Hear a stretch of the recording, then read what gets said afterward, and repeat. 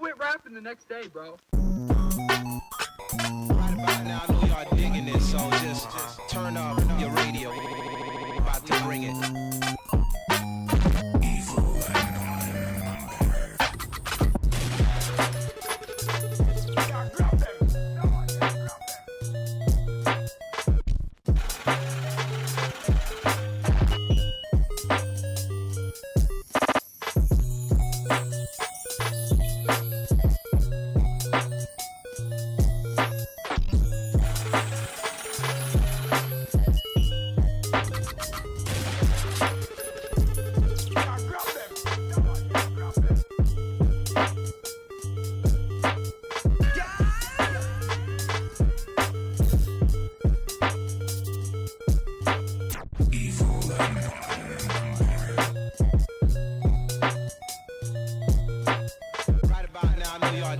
So just turn up your radio wherever you at. We about to bring it.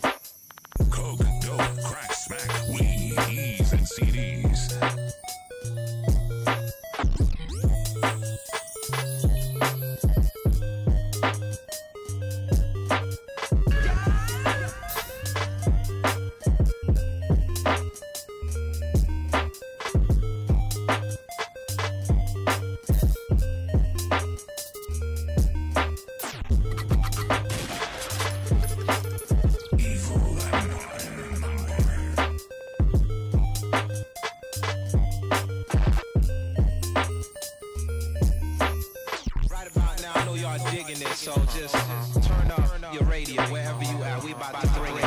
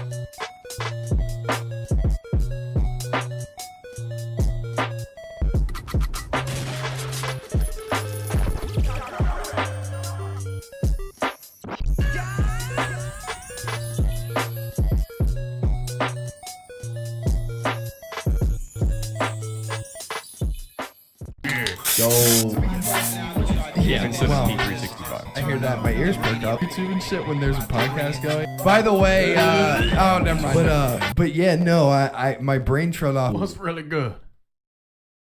What's really good, everybody? What's really good? Roach Room Podcast. It's episode 50. Let's fucking go. Episode 50.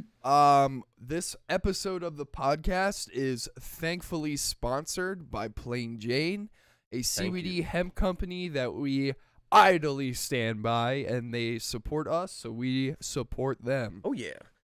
We will be taking a word for our sponsors probably about halfway through, or at some point in the podcast to give them, their flowers and all that shit. And I already cussed, and it hasn't even been a minute in the podcast yet. Well, sorry, YouTube. Yeah, so we are sponsored right now by Plain Jane. Super exciting. Stone is not here today, unfortunately, but he and a bunch of homies are up at Deep Creek, not D Creek. They're at the D Creek getting fucked, bro. No, I'm just kidding. Still not a minute in, and I just gotta roll with it, baby. Yeah, so they're all at Deep Creek, not D Creek. If you're at D Creek, I mean, have a good time, but use protection. So they're at Deep Creek, hanging out, getting drunk, and celebrating a bachelor party for one of our homies, Dave. He's getting married soon, so Congratulations, props to you, Dave. Congratulations, my dude, and everybody be safe over there. Don't get alcohol poisoning. No, you please. fucking assholes. Anyway, Just a quick note, though. I love Deep Creek. I've been there a couple times now, yeah, and yeah, it's great. It's a great place to hike out there. Swallow Falls. I've Shout out never Corey, actually he knows. been to Deep Creek. I've never been there. It's pretty amazing. And then That's cool. I think is it Sevens? No, not Sevens. Wisp is out there. Okay. So good snowboarding. When I don't know why, but when you said Wisp, I immediately thought of back in the day when we were young. There was a show on I think it was may have been ABC Family back in the day. Like I'm talking like Way back. in the day. And this show was called Winx, and it was a bunch of little pixie fairies, and it was like I don't know. I never watched it, but I just remember But the you know name. it clearly. I know the name. Yeah, Mhm. I think Netflix has a live action Winx Club show, so go check that out, everybody. Live action Winx Club. All right. Oh God. Wow. So Color correct. Camera G. is it really bad? You're just a little red. What the fuck? Your Y'all face is got a me little looking red. like Zoidberg out in this bitch. Yeah, for real. Dude, I don't even know if it's aired yet, but I haven't seen the Futurama reboot either. Now that we're talking about Zoidberg and No, shit, the last thing we heard was Bender being on the On show it, yeah, again. yeah. So, cool. said it was a moneyed issue, and Futurama said, "Well, you know what, bitch? Surprise! Here's your money." I guess there was enough backlash and outcry to be like, all right, Can't have Bender without that guy. no, and for you to like promote the coming back of the show without having Yeah. him, I know, right? whatever. Yeah. Like, who the fuck would they get to like replace my dude? And if you can't realize that comic relief is like the main thing, like tying the show together, Yeah. that was it. Yeah, I agree with you. Bender definitely is probably my favorite character in It's gonna Futurama. be fun on the bun. Yeah. Love it. Love that. Love it. But yeah, exactly. That was, Fry and all that, the storyline. Yeah, it's cool. But Bender, watching that and the funny things he would say Yeah. is definitely what I watched it for when I did. I can't say the name because you can't say that on Twitch. But do you The remember box. the S box? Yeah. Do you know it's real? Yes, I do know it's Yeah. real now. How crazy is that it's like something that was fiction is now reality. I hate the real one though. Yeah. I want it to be. Joey. Don't be sniffing no electric boxes. Jeez. Okay. I want it to be the like archaic medieval. It was a bunch of right. knives. It was and, a you real know, fun like concept. let me customize it. Right. You know, like if I'm gonna go, I'm gonna go, and let me, let me see what's going on. Rinse it out. here. It has Yeah, like let me some try water and sword function. fight or something in there. So, I'll let One you, last chance. Yeah, I'll let you get me. That would Just- be. Yeah. Oh, put yourself cool. into like a VR Elden Ring, but it's like. Oh my actually get God! clobbered. It's literally somebody like smashes your fucking If you head can into roll your out chest. of the way and time ends, you die. Ain't no bonfires in this fucking booth. No, Oh, you are man. not tarnished. Yeah, yeah. You are not the Elden Lord, clearly. Jeez. Yeah. I remember that. Yeah, that was was first interesting episode, part of right? that. Yeah, it was the Yeah. first episode. Crazy. Yeah, but Futurama's great. I love Futurama. I don't even know how we're still on this topic, but it's dope. I'm excited to watch the reboot. Yeah.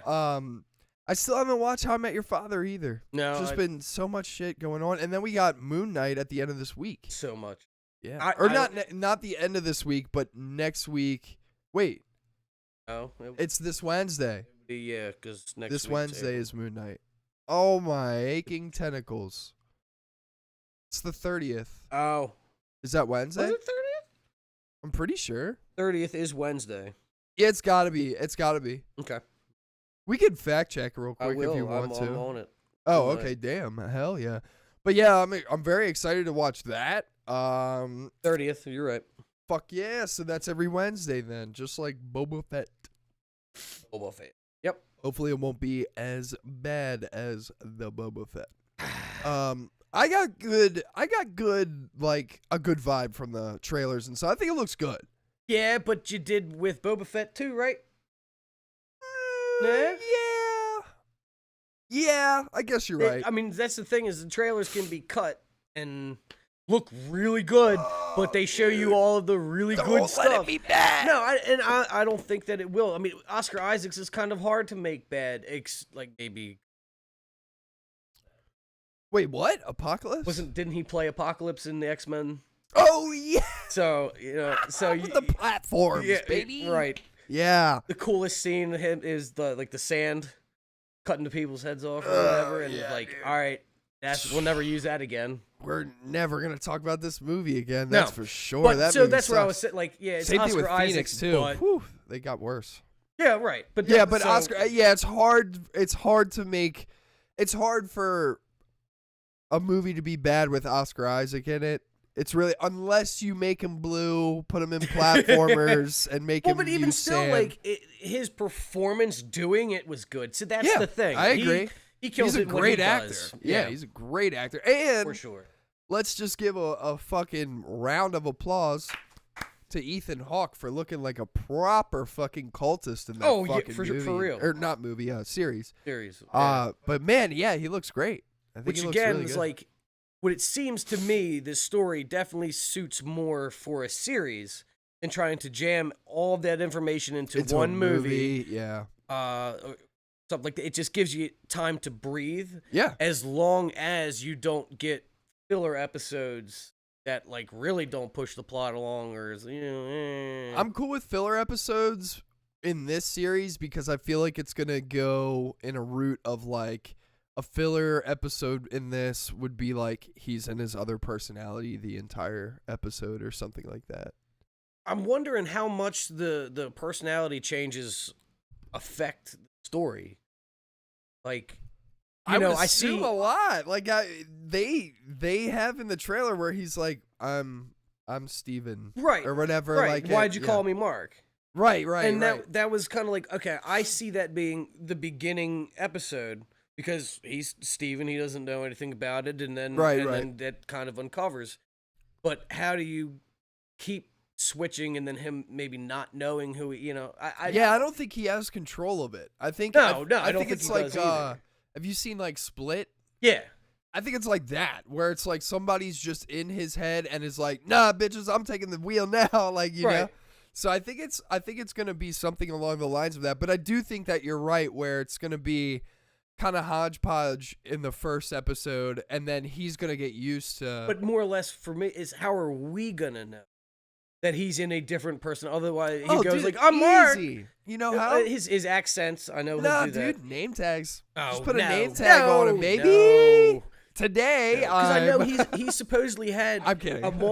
multiple different personalities. Yeah, and you're one right. of them was like a rich guy or whatever. Yeah. So he was always in a suit, Yeah. kind of thing. So you Right. can't have a name tag on the suit. But I guess if he's wearing the suit, then he's X dude, whatever, whatever. I hope they do those like bunky ass looking name tags too, where it's Hello, like, my name hello, is. my name is Steve, or like something like that, and it's like he peels it off, and you can see like the fur adhesive after he pulls it off and shit. And it like marks up his suit, and he's like, oh, what the fuck? And then he gets on the Moon Knight suit, and it's like, hello, my name is Moon Knight.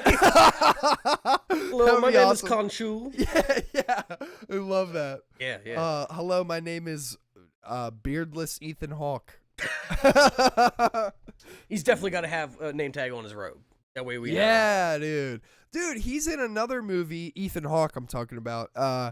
He's in another movie where it's called Black Phone. I think I may have showed you the trailer on here, where it's fucking intense looking, dude. He's like a serial killer. And this kid, he kidnaps this kid, and there's a fucking old black phone, like a payphone almost, in his basement, and it doesn't work. And apparently all the souls and everything of the kids that have gotten trapped there before are inside of the phone. So the phone will like ring, the kid like picks it up, and they're like, you got to get out of here, and like stuff like that. And he's like, what the fuck? So it's like the whole thing is like him getting kidnapped, and then him trying to get out, and Ethan Hawke has like a weird ass fucking mask on that looks like an Oni mask almost. It looks crazy, dude. I was like, yes sir, let me watch this. It looks good. Yeah, you know what we never talked about? What's that? Sure. We never talked about our watch with prisoners. Holy shit, you're right. Yeah. We did never talk about us watching Prisoners. Yeah, just that whole like kidnapping concept. Yeah, you think of it. And, so. Yeah, well, tell me what you thought. I loved the film. I thought it was really good. It was a little long. I wasn't expecting it at first, but then once everything panned out, I realized why it was so long because it was setting up something the whole time. Right. And wait, what? Like. Yeah. It was cool, and then what's the dude that played Riddler? Oh, Paul Dano. Yeah, his performance was great, even though so good. Didn't have a lot of speaking lines. No, not at all. Couldn't really speak that much. Character wasn't really all there. Well, not even just that. Like physically, he couldn't in the movie because of swollenness. Shit. Yeah, swollenness. He's very swole in the movie. Yeah, but it was really good, and that twist of it was I was not seeing that. See, it was like part of the way through, I was like, okay, it's not gonna be him. Yeah. But what it was, no, didn't. Yeah, the same thing happened to me when I first watched it. At first, I was like, fuck Paul Dano, kill this motherfucker. Right. I don't care no more. Like, get this man out of here. Then I was like, wait a minute, something's askew here. This is weird. And then eventually when you find out everything, I'm like, what the fuck? Right. Like, I was like, this is at crazy. The same time, like there was just lines that he would drop that would be like, no, you fucking did it, dude. Like you clearly did it. But like, I love those lines that he does in the movie where it kind of like propels Hugh Jackman into this weird, manic state of like, it's just like, I don't understand why nobody's listening. But like Paul Dano's line, it's such a double entendre because he's there. Right. And it's like the line makes sense, but to if you look Hugh at Jackman, it on the third person, it's like, what the fuck does that mean? Like, so clearly it showed like that. Involvement, but right. But how much? Right. How much are you involved? And that was that's one thing I read up on the movie after I watched it, just like hearing what people have to say about it and stuff like that. Right. I didn't even realize this, but I watched an interview with the director, and the director's a fucking genius. He made the new Dune movie. Okay. He also made Blade Runner 2049, and he was involved with the original Blade Runner as well. Gotcha. Good director. Oh yeah. Very, very like cinematic and visual kind of director. Yeah. Where there are one shot that I can remember in Prisoners that I really love the shot, but it's just like of the simplest type of shit. And Vince Gilligan does this too, in Breaking Bad. But there's a scene where it's showing the front of Hugh Jackman's friend's house. And everybody's singing, whatever, holiday songs or whatever the fuck. It's like Thanksgiving or Christmas or around this time in the movie. It was Thanksgiving and they were singing Christmas. Yeah, it is. Yeah, well, whatever. It's like around the same season. Fuck it. Jingle bells, that man smell. Yeah. Robin, laid an egg. Again, that was like, oh, fuck. Yeah. Fuck you, Paul Dano. And don't pull your dog like that, you fucker. Well, that was, I was like, fuck you, dude. But I mean, sometimes some dogs get out of line. You gotta let them know. No, I'm just kidding. I'm kidding. Don't come for me in the chat, please. Zoe is fun. Sometimes, low key, sometimes Zoe be pulling me, and I'm like, hey, get back over here, bro. That's different. But I don't be doing that. I don't do none of that. No. But yeah, so anyway, the shot that I'm talking about, it's literally the front of the house, but it's focused on a fucking tree, and it's just a slow zoom into the tree. It is the most beautiful fucking ominous, weird-ass fucking shot that I've ever seen. I'm like, How are you gonna make a fucking tree interesting? Right. This is cool. Like, I love this. But it's cinematography. yeah, I know. Why can't I do it? God damn it. I need a fucking not a gimbal. I need a fucking dolly. I need an actual dolly. I need a literal equipment dolly. and time. Yeah. Yeah. Anyway, so yeah, I watched this interview with him, and they're asking him about the movie and everything, and it's like a part of the interview where you're supposed to watch it after the film. Right. And he said, in the film, the reason, because everybody said, why is it called Prisoners? And the typical reason is because there's kidnapping in the movie. But the director was like, everybody is a prisoner to their own thing in the film. Oh. Hugh Jackman is a prisoner to his religion in the film. And eventually does become. Correct. Jake Gyllenhaal plays a guy named Loki, a detective. He's a prisoner to his job. He cannot stop working. And if in the film they not name drop, but they drop the detail of he's never unsolved a case. It's always been solved under him. Right. So they said that. Yeah, they do. And that was one thing where it was driving like, I can't leave this unsolved. Right. And they have a on my record. With Jake where he kind of loses his composure and stuff when it might not get solved for him. Right.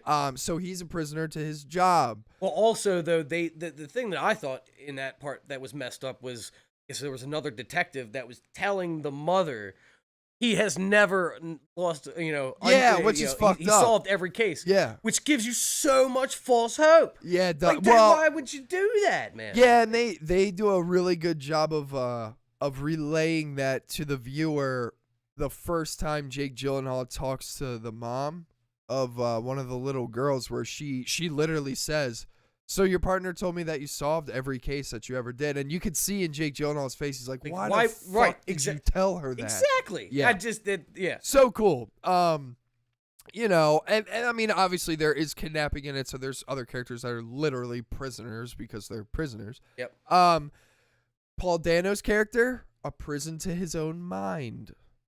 Because he is not all there. Right. Yeah. So it's like things like that. He's gotten brainwashed. He's gotten fucking manipulated. Yeah. Same thing with that guy with the snakies and all that guy. Man, that guy is fucking weird looking, bro. Yeah. I'm not gonna lie. That motherfucker plays weird ass dudes so good. If it's the eyes, the nose, like what about his face? Yeah, what it's I'm his saying. face. What he's got a his weird face. He's got like a. I want to say is like the eyes are too far apart or what? Like what?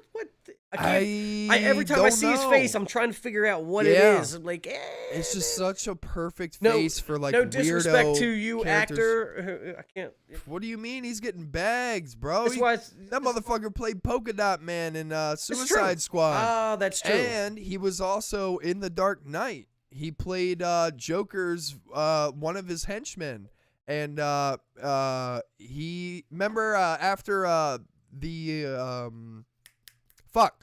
the mayor gets shot in Dark Knight, and the dude who Batman is like, what happened? And he's like just like laughing and shit. That's him.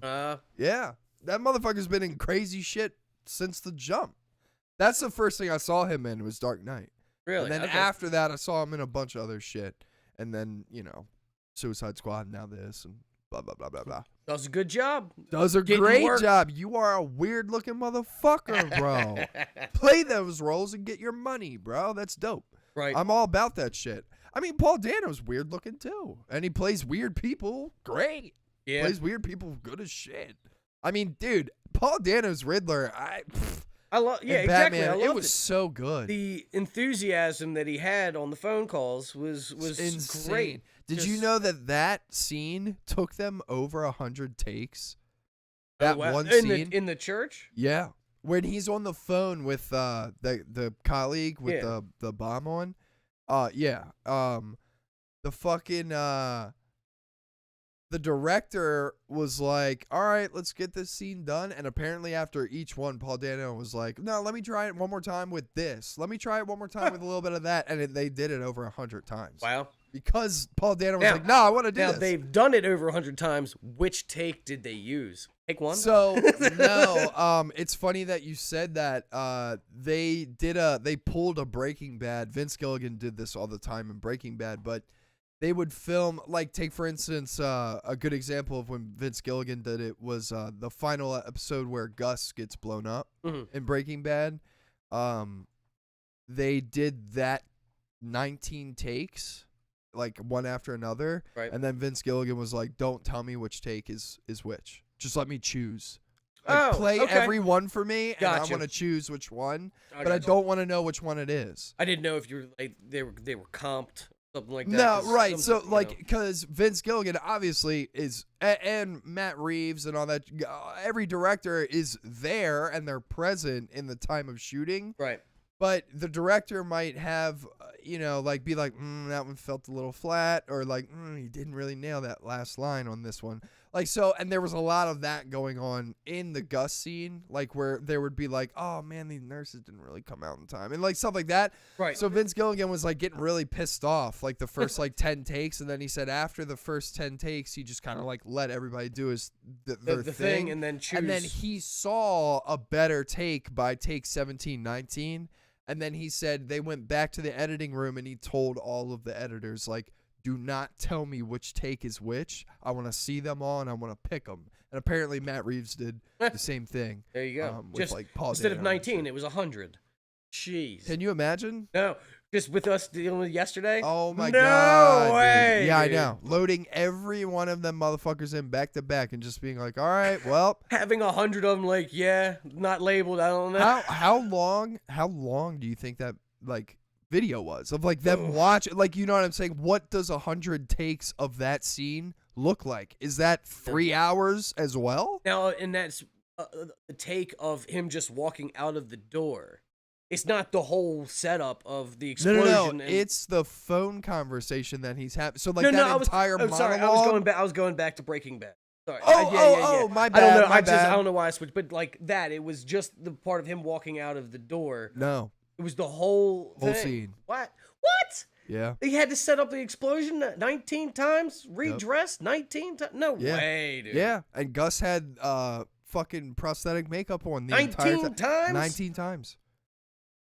Bro, I'll find you the video. They That's have, dude, crazy. I don't know why, but I went, like, in YouTube, they have so much Breaking Bad deleted scenes, behind the scenes, featurettes, all that kind of shit. Yeah. You can watch, there's like hours of content on it. I've just been going down black holes of it because it's so interesting. Like, I've even watched an hour panel of the whole cast doing the, I think it's like 5-year reunion or something, where they still have people, like, they're at Comic-Con, and I was just like, people were just like asking questions about like Breaking Bad and like Better Call Saul. Yeah. It was like, did you guys know? Like, one of the questions was like, when it was for Vince Gilligan, and they were like, when you guys are making this story, is it something where you have a thing like a stepping thing in mind where it's like, hey, we have to get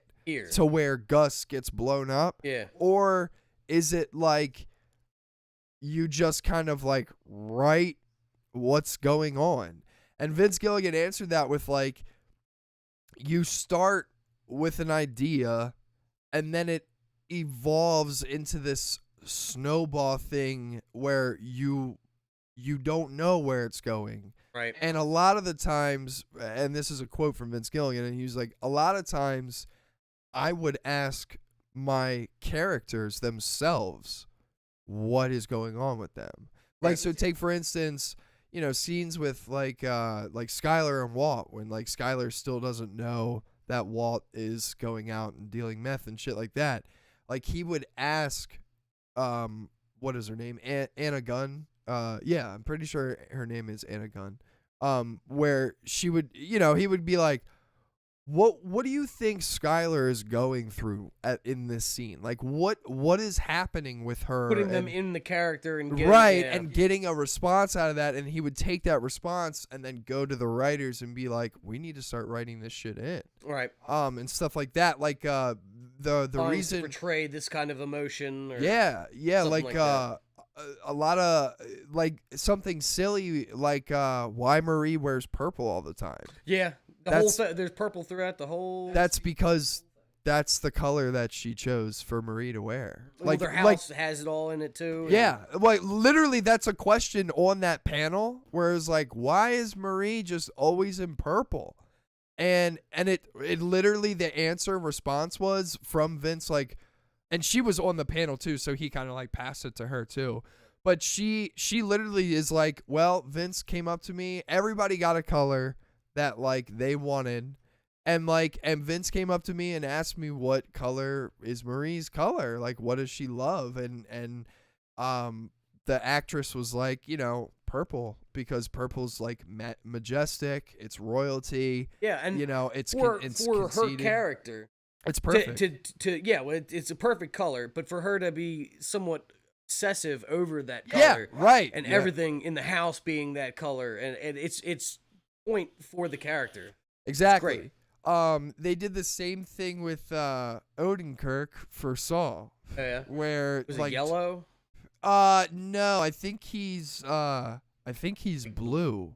I think like he's blue. Yeah. Blue suits, blue ties. Yeah, and I think Walt is tan. I'm pretty sure. Okay.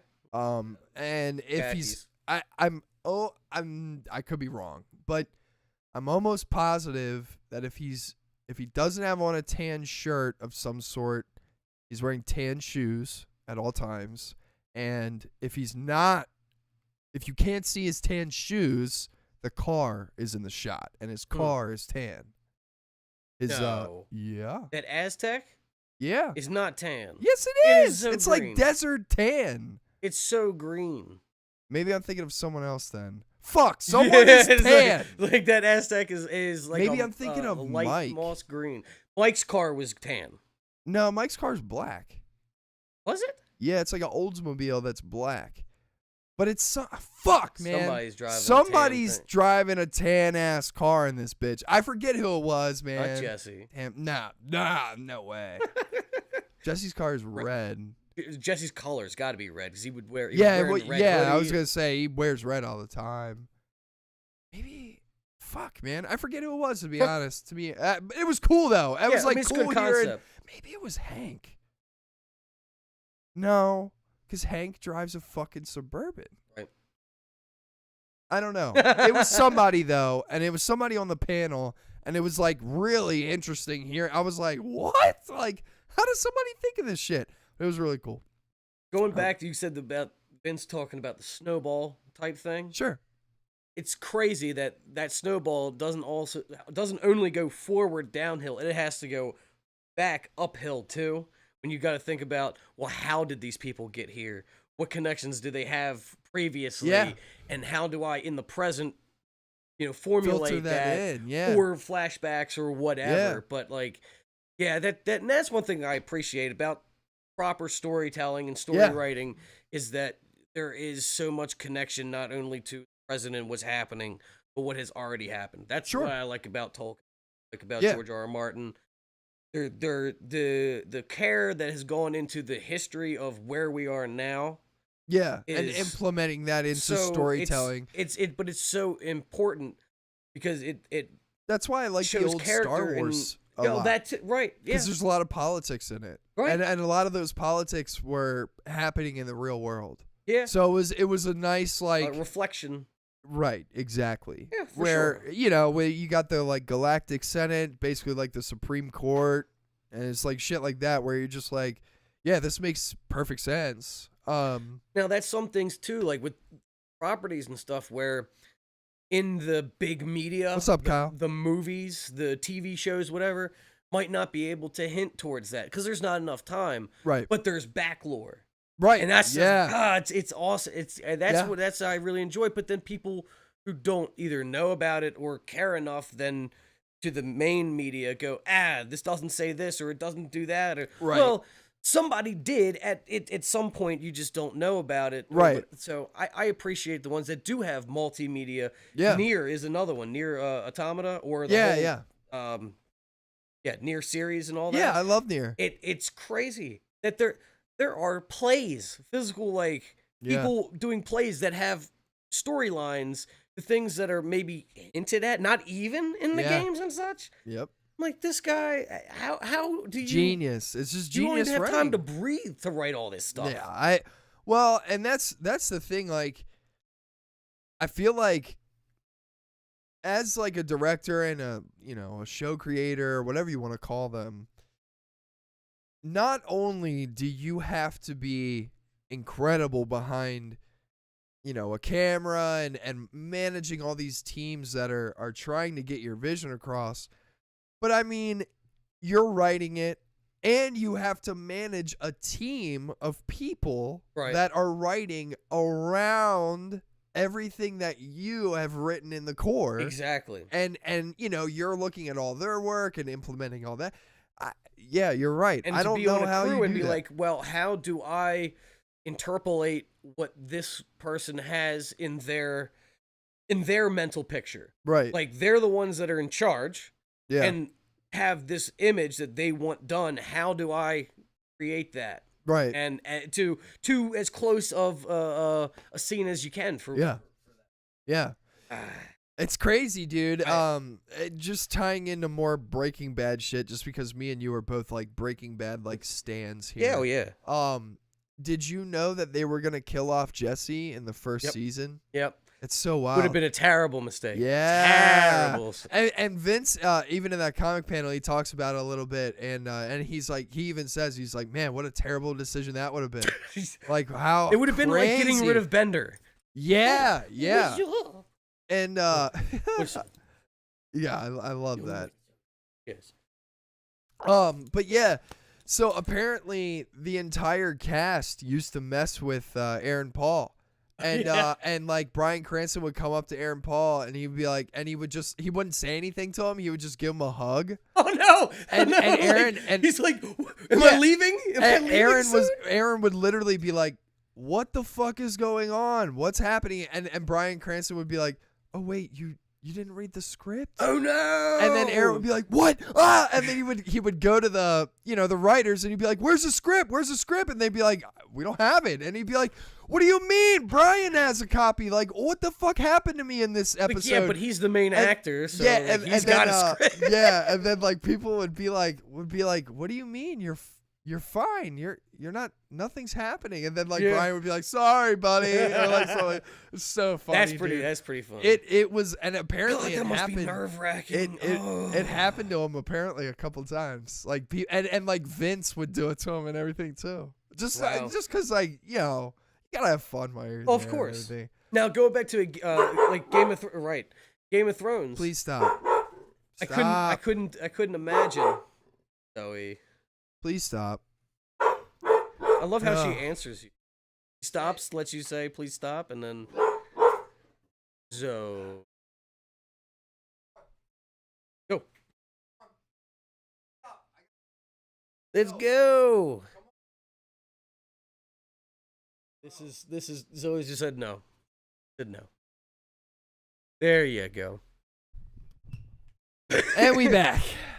But like Good that anxiety of being an actor and not knowing whether your job is continuing, like with Game of Thrones, you had people legitimately like, I don't know if this is going to continue because they were happy about just killing people off and you didn't know.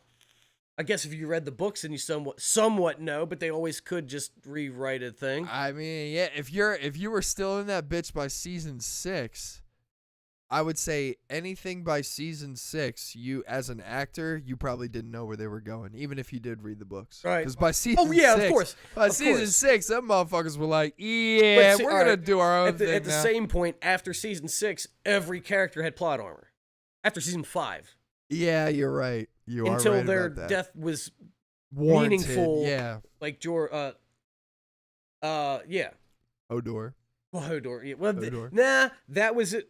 His death had meaning. And I know it had meaning. Is that in the books? That was in the books. Yeah, Hodor Right. was. So that's what I'm saying. So everything that's not in the books, Oh, those characters, Oh yeah. all plot armor. Yeah, yeah. Like I said, except for Jorah, who had to die for Daenerys and whatever. Well, I guess he didn't have to die. He didn't really have to. No, he didn't have He to. didn't have to. But neither yeah. did Cersei or any of those. No, people. Cersei and Jaime literally could have just fucking left. They could have, or they could have just died not being covered in rubble. That would have been better. Yeah. Anyway, yeah. I don't want to get into the rabbit hole of that. Jaime should have killed Cersei. Done. All right. That would have been so cool. That was the whole fucking arc. I know. Instead of just like sleeping with Brienne, going, all right, actually, Sis is better. Sorry. Yeah. Got like, it. Really? I branched out once. Didn't like it. I'm gonna go fuck my sister again. Pretty much. Okay. Yeah. See you guys later. We're gonna go get covered by rubble and die while we're fucking and being incestuous. So sick. Strangling her with the golden hand, making him the Queen Slayer. That's the poetry. That would have been sick. Killing the one thing he loves. Yeah. That's the poetry. Instead, That would have been so. Instead, the Red fucking Keep good. just like we just did. And then when, and then the next episode when Peter Dinklage finds him, and it's like, yeah, there's a couple rocks. Like all this area over here had no rocks. No rocks at all. You just roll. I mean, you have a few One frames foot. of invincibility. One foot. You telling me you can't roll 1 foot, bro? Yeah. And Arya? Yeah, forgettable ass character. Fuck you. No. Don't care. Hate you. You So- shouldn't have killed the well, Night King. okay. Fuck you. Agreed. Worthless. I like garbage Arya heap. up to season 5 or 6. Why Yeah. my dog's named after? I Fair like enough. Arya. Fair enough. Fair But enough. yes, I hated shouldn't her. have been Arya killing the Night When King. she was like training with the assassins and the man of the 1,000 faces or whatever the fuck, Yeah. that was dope. Right. And then you just what did she go to the bird farm in Elden Ring for 30 episodes Oh, and came back? yeah. She one taps the fucking Night King. I'm like, She learned What? she had a new Ash of War that lets you change the yes, sir. She had that Ash of War on. Yeah, man. Yeah, dude. So that was really fucking lame. And I'm not gonna lie, you made Jon Snow a fucking little bitch. I'm sorry. Yeah, oh But yeah. by the end of that series, he was such a little What did he fucking come bitch. back for? Nothing. Nothing. Yeah. Nothing at all. Literally, the entire fucking spiritual spell arc behind him Yeah. and being like a Targaryen. They were like, you know what? This is really cool. The fans don't deserve this. No. Fuck this. Let's make him cower behind a corner when the dragon's here. Right. Because he's And then such when there's a no little option bitch. left, we're just gonna yell at it. Yeah. If I was that actor, I would literally walk up to those writers and be like, fuck you. Fuck you. What have I been doing With for you this guys for whole years? time. Yeah, fuck you guys. Yeah. Sorry, we never really got into Game of Thrones and stuff. We never really got into reporting on Game of Thrones and what happens in it on this podcast. The podcast was still kind of premature at the time when it was happening. So it's nice to talk about how much I hated that shit. That's something that I love. Yeah. I did. Yeah. I was really, really upset when that show ended. Yeah. Just I'm because upset of how it ended. I That's it. knew that there was something about Game of Thrones that the next day you would go into work and that's all you would fucking talk about. When it would premiere, that's it. I'd have it DVR'd, so I'd watch it the first time, just pure enjoyment. And as soon as it was over, I'd watch it again and look, analyze it. First time was just in awe and oh, this is fucking awesome, and taking mental notes. And then next time going around and it would be back to back. That's so cool. I loved it because there was so much about it too. And then you're like, ooh, do you see how he just that cheeky little smile? Yeah. That Baelish knows that son of a bitch. Yeah, dude, and then it just all fell apart. Burn them all. Who cares? Burn the show. Them all. How about give her a badass new story and just wipe it clean? How about no? How about if they made a show about Arya? How about I go and burn down HBO headquarters? How about that? Do not make a show about Arya. That nobody cares or wants to see it. I don't care. I don't want to know what you're doing. You're OP. It's like watching a show about like fucking Captain Marvel. Like, ooh, cool. Right. You're OP as shit. Got it. And I feel like there's so much more. They like don't go and make a show that's taking place directly after the events. Right. I think they're doing the right move, going with source material that's already written. Right. It's pre this. Yeah. That will eventually lead up to what we saw. But if you want to do something after, do it way after.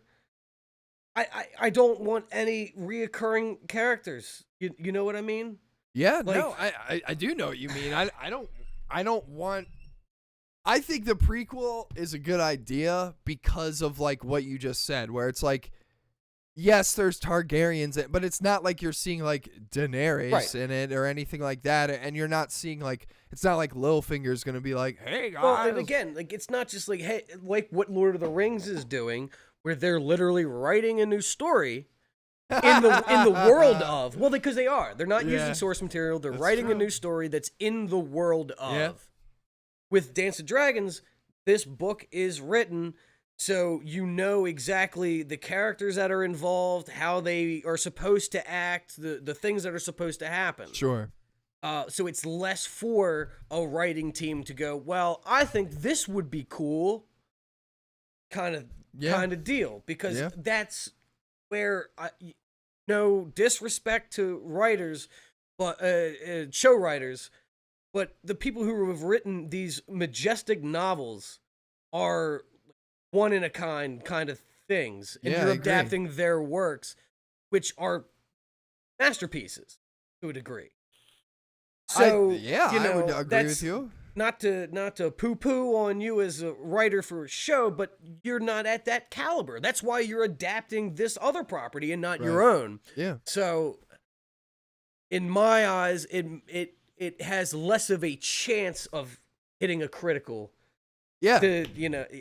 From a lesser writer. Good analogy. Yeah.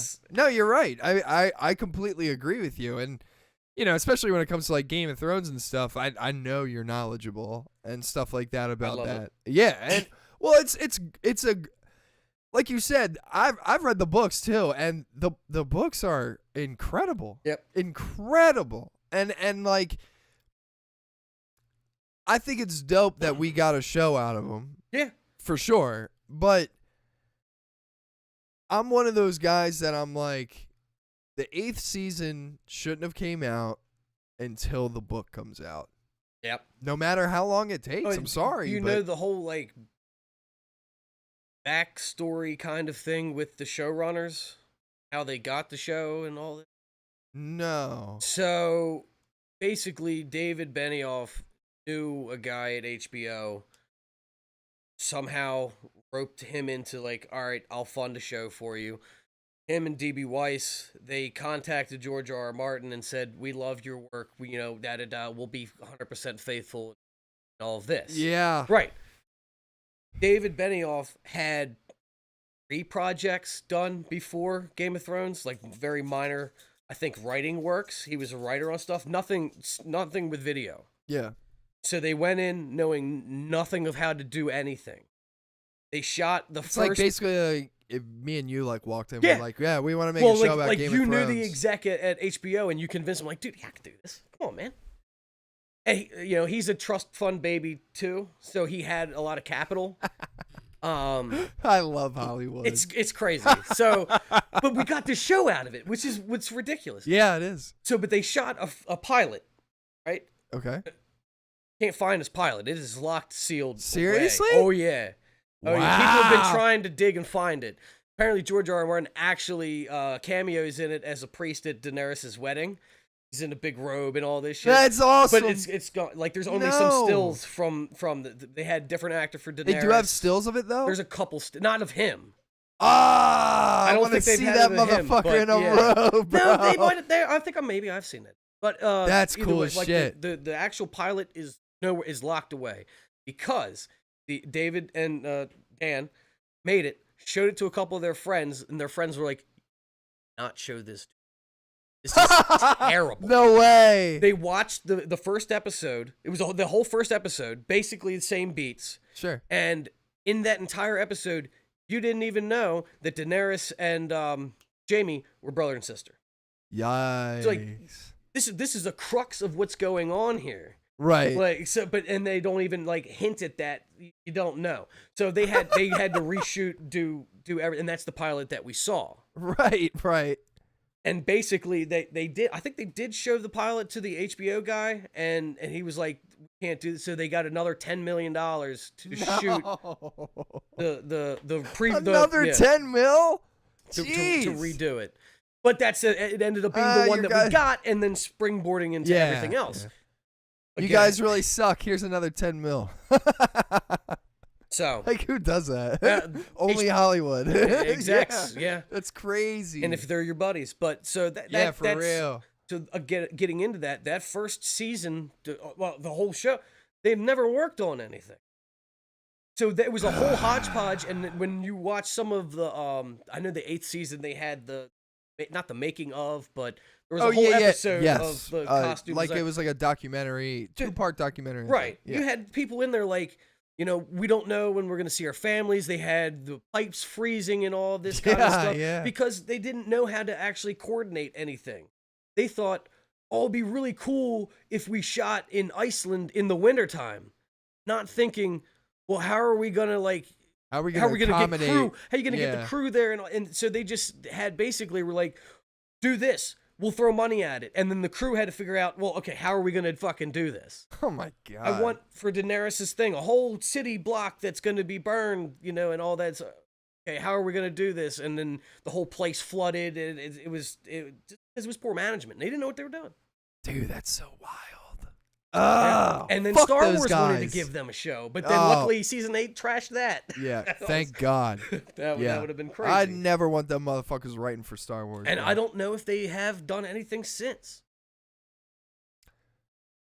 Look that up. Look that up really quick. I want to know. Let's see. I want to know if these idiots did anything else after that. Because it's not like a Russo brothers complex where they nailed it and then everybody wants to work with those dudes. Exactly. And the Russo brothers make really good fucking films. But no, he was part of Gemini.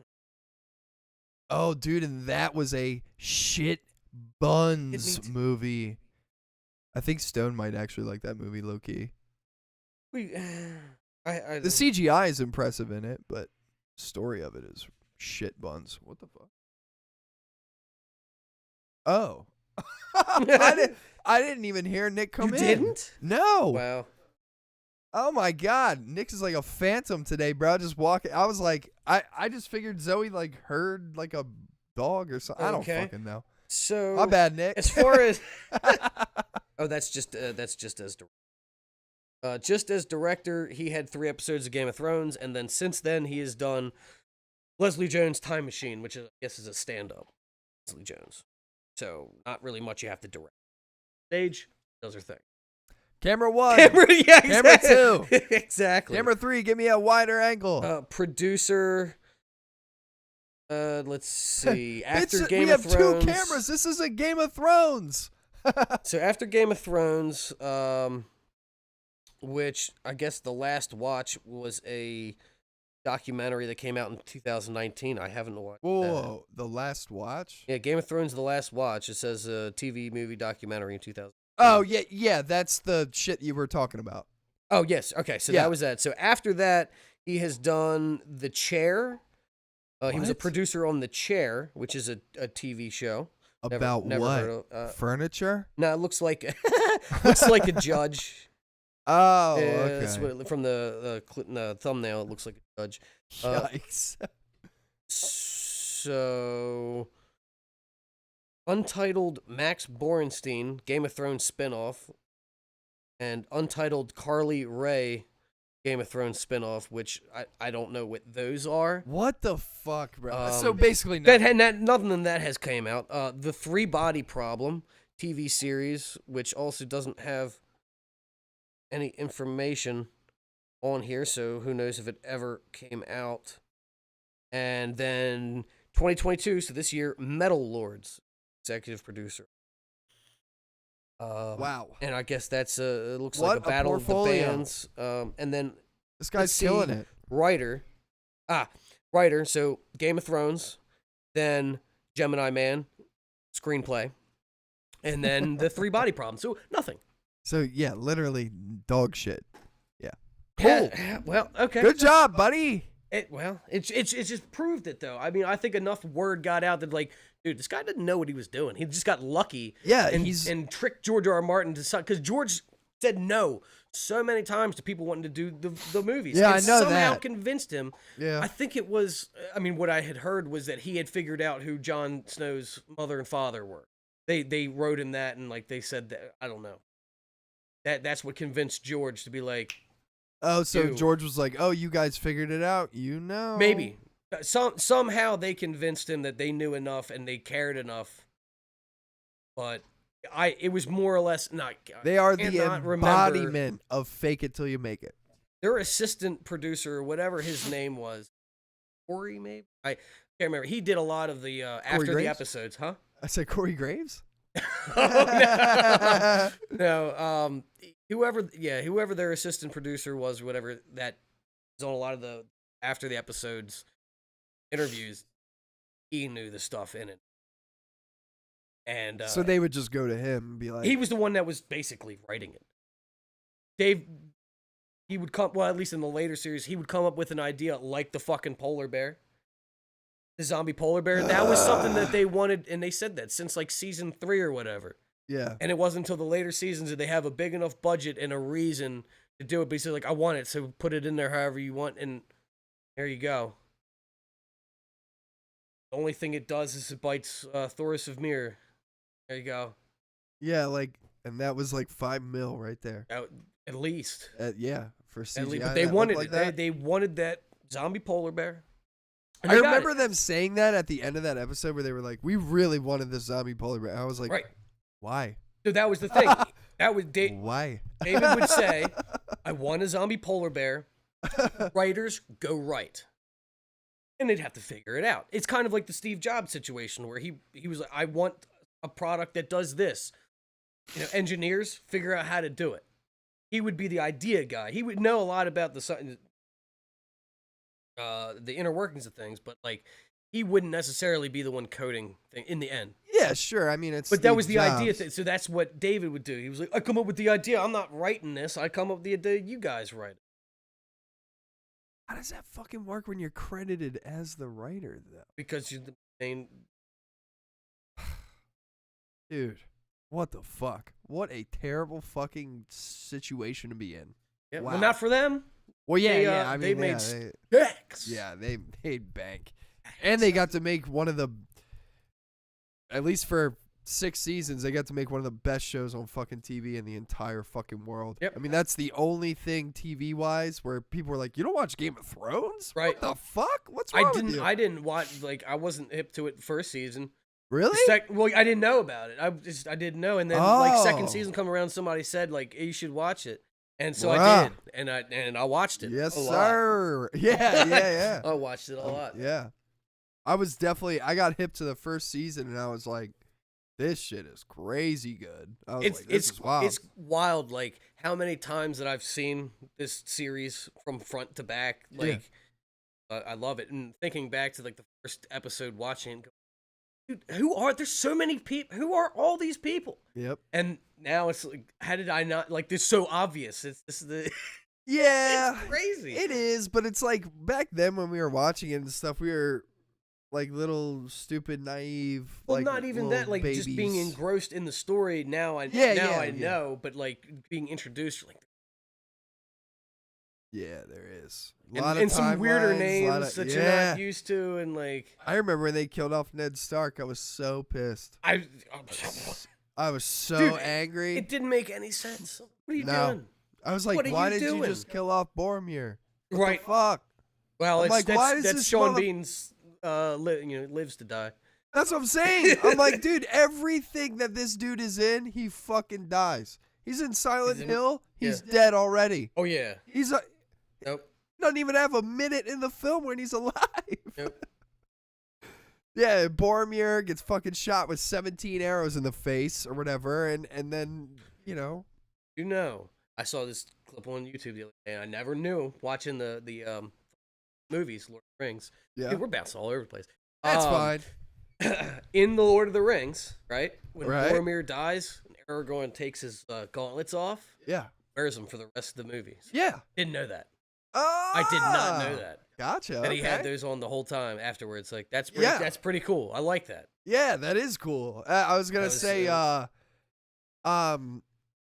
think in an extended cut of Return of the King, somebody says something to him about that. I'm pretty sure. Probably, I've seen Somebody- the extended once or Well, They're because so he long. name drops Boromir and Gondor a lot, like or not. with Faramir. Yes, not in Gondor, but with Faramir, he name drops. Because it might be Faramir like recognizes something, or Yeah, maybe it's the horn. I mean, It's it would in half. also make sense that he would recognize his brother's gauntlets too. Yeah. But I can't remember what he says to him or something. But somebody says something to that motherfucker, and he's like, you know, Boromir was a good guy or whatever. Yeah. He was. He died defending the hobbits, halflings. Yeah. God, I love fucking fantasy like shit like that. It's so fun. It's something that's the world building. Yeah. That's the whole thing. Is how do you, and when you're doing it in a literary sense, Yeah. like that's one cool thing about writing is that you don't necessarily have restraints to a degree. You can keep writing to describe something. Sure. You only have the image when it's video. Yeah. But also to like think of all that stuff and write it in a way that portrays that picture. Right. It's a task. Mind-boggling. It's a skill for sure. Oh, yeah, hands down. for sure. The hills were green. yeah, They for were real, big yeah. hills. Not compelling. Yeah, no, not at all. I can't write like a story like that. Like I'm not capable yet. I guess. Not with words. I can't. But I can write fairly decent. I guess I don't know what kind of writing it. Haiku. Well, it's like journal entries, but they're like, how the fuck do I word? I don't know how to do this. So writing diaries entries. well, it's like things that are happening around me, but I'm good at like creatively coming up with words that like paint a mental image. I guess. Metastasize. There you go. Yeah, it metastasizes in I'm your gonna brain. make this a meme right there, man. That's Just have me Roach, like Roach Room and it original. just says metastasize. up against it. Yeah. But yeah, so I'm good at like I've sent a couple people who write like some of my like memoirs and stuff like that I've written, and a lot of people have told me like, yeah, if you keep at this, you're already decent at writing, and I'm just like, Start reading a dictionary. I don't know what I'm My doing word now. a day is here. Yeah. I might send you a thing or two and just be like, this is something that I've written or whatever. And like my dad even was like, write really good. I did Now, not can we expect turn it that. into a visual with? Yeah, I mean, you probably could. Uh, Yeah. I don't know. Maybe. I don't know. There's a whole nother thing. Yeah.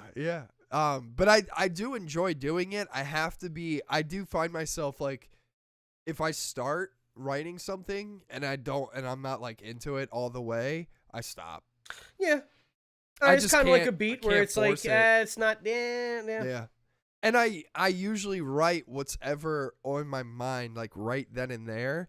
So a lot of times when I write, it's really dark and like really depressing and shit. Okay. And it's It's cathartic for you, though. For me, Right. it's very therapeutic, you get and it I'm out. getting things out of me on paper where I can look back and be like, you know, hey, what? No, it's just this thing. And it's somewhat of a on LawTube. If you watch lawyers on LawTube, No. I know you don't. Holy There's shit. it's hard. There's a video that I don't know if he lawsuit, but he was recording himself and he's a little off, a little out there. Sure. And well, but no, I guess maybe not all the time. Just in these videos, it was weird. But he was touchdown on paper, unbreaded, touchdown on paper, unbreaded. So we don't know what that means. What does a touchdown on paper unbreaded mean? I don't know. You don't know. So that's they say it all the time on dope, LawTube. It does. It's like, touchdown on paper, unbreaded. No bread. It's unbreaded. As long as the touchdown is on paper, it's unbreaded. And he said it probably about like 10 times, just all different ways. Touchdown on paper, unbreaded. So it's just like a little meme, little thing in the LawTube that they constantly brings up. People super chatted or whatever. It's the unbreaded thing. So that anytime I hear the words on paper, I just think unbreaded. Yeah. Unbreaded. I'm gonna start saying that from now on. Be like unbreaded, bro. Unbreaded. Yeah. And that's really odd. That's really oddball. Maybe it's like, sir, we arrested you for being naked at Ravens Stadium, and what were you upset about again? The touchdown? Yeah. And you like wrote that down, right? Yeah, on paper. What kind of sandwich did you get again? Well, the unbreaded one. Unbreaded one. Not open face. Unbreaded. It's like low key, just someone like reading the transcripts. Joey, I need you to stop making out with me. I got a show. They're coming on. She's coming in there. Taking over. Yeah. Oh, that's good. That's good and shot. What are you doing, dude? I got a show to run. I'm just chilling here. Yeah, let's hang out. God damn it, you fucking crazy dog. Yeah, so real quick, before we get into, I guess, like, the rest of the show or the meat and potatoes, whatever the fuck you want to call it. The actual show. Yeah. I wanted to bring up this Sonic thing. Oh, okay. These controllers. Yep. I saw them when you posted. And I wanted your thoughts on this because I'm indifferent. I'm very indifferent about it. I don't know why stuff's not loading over here, but here we go. It's fine. We got these new Xbox furry Sonic the Hedgehog 2 controllers. I like the options. And one thing I want to say is, if you're going to have Sonic and Knuckles, man, yeah, and my dude is in the movie, why is there not an orange one that says Tails? Come on. And at the middle of the controller, it should have 2 tails. That would be cool. That is a genius fucking thing. I get that. I just think that I get it. Sonic and Knuckles are the showrunners. I get it. Not even that. Just on as a marketing thing, 3. It's a little odd. It is odd. It's an odd number. That's fair. Also with color. Fuck that. Then make it 4 and put a Robotnik one in there. Oh, now you're talking. Actually, that would be the sick. Fucking mustache out the side. Yes, sir. Okay. All right. But yeah. So hire me. 3. God. 3 would have been a little odd, and then the whole red and blue dynamic. That's always a thing. Yeah. So, what do you think of these though? Personally, I don't like it. Why? My main question would be, how do clean? Because I know, at least if I'm playing Elden Ring, hands are getting a little sweaty. So, tying in on that statement, my question is, how do smell? Well, yes. Smelly. Yes. Gonna be smelly. Because my hands be sweating. Right. Now, and that's and the other thing. You grab the goddamn Cheetos or some shit, and then like, hell now, No, sir. There better not be no Cheeto dust in my fur, bro. Right. Oh, no. That I'm feeling that's getting clumpy real quick.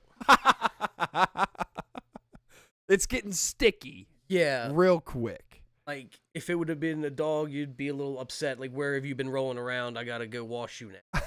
So now, if these are just covers. No, I don't think so, man. I think you're right. Well, I don't know. I think this is like a legit like flocked controller. Can you kind of see, like, all right, you see right here? That might be a little flap, so you might slide it in and fold it over. No, but way. Again, that I don't see being as a marketing point. They'd want to sell an entire controller. Yeah.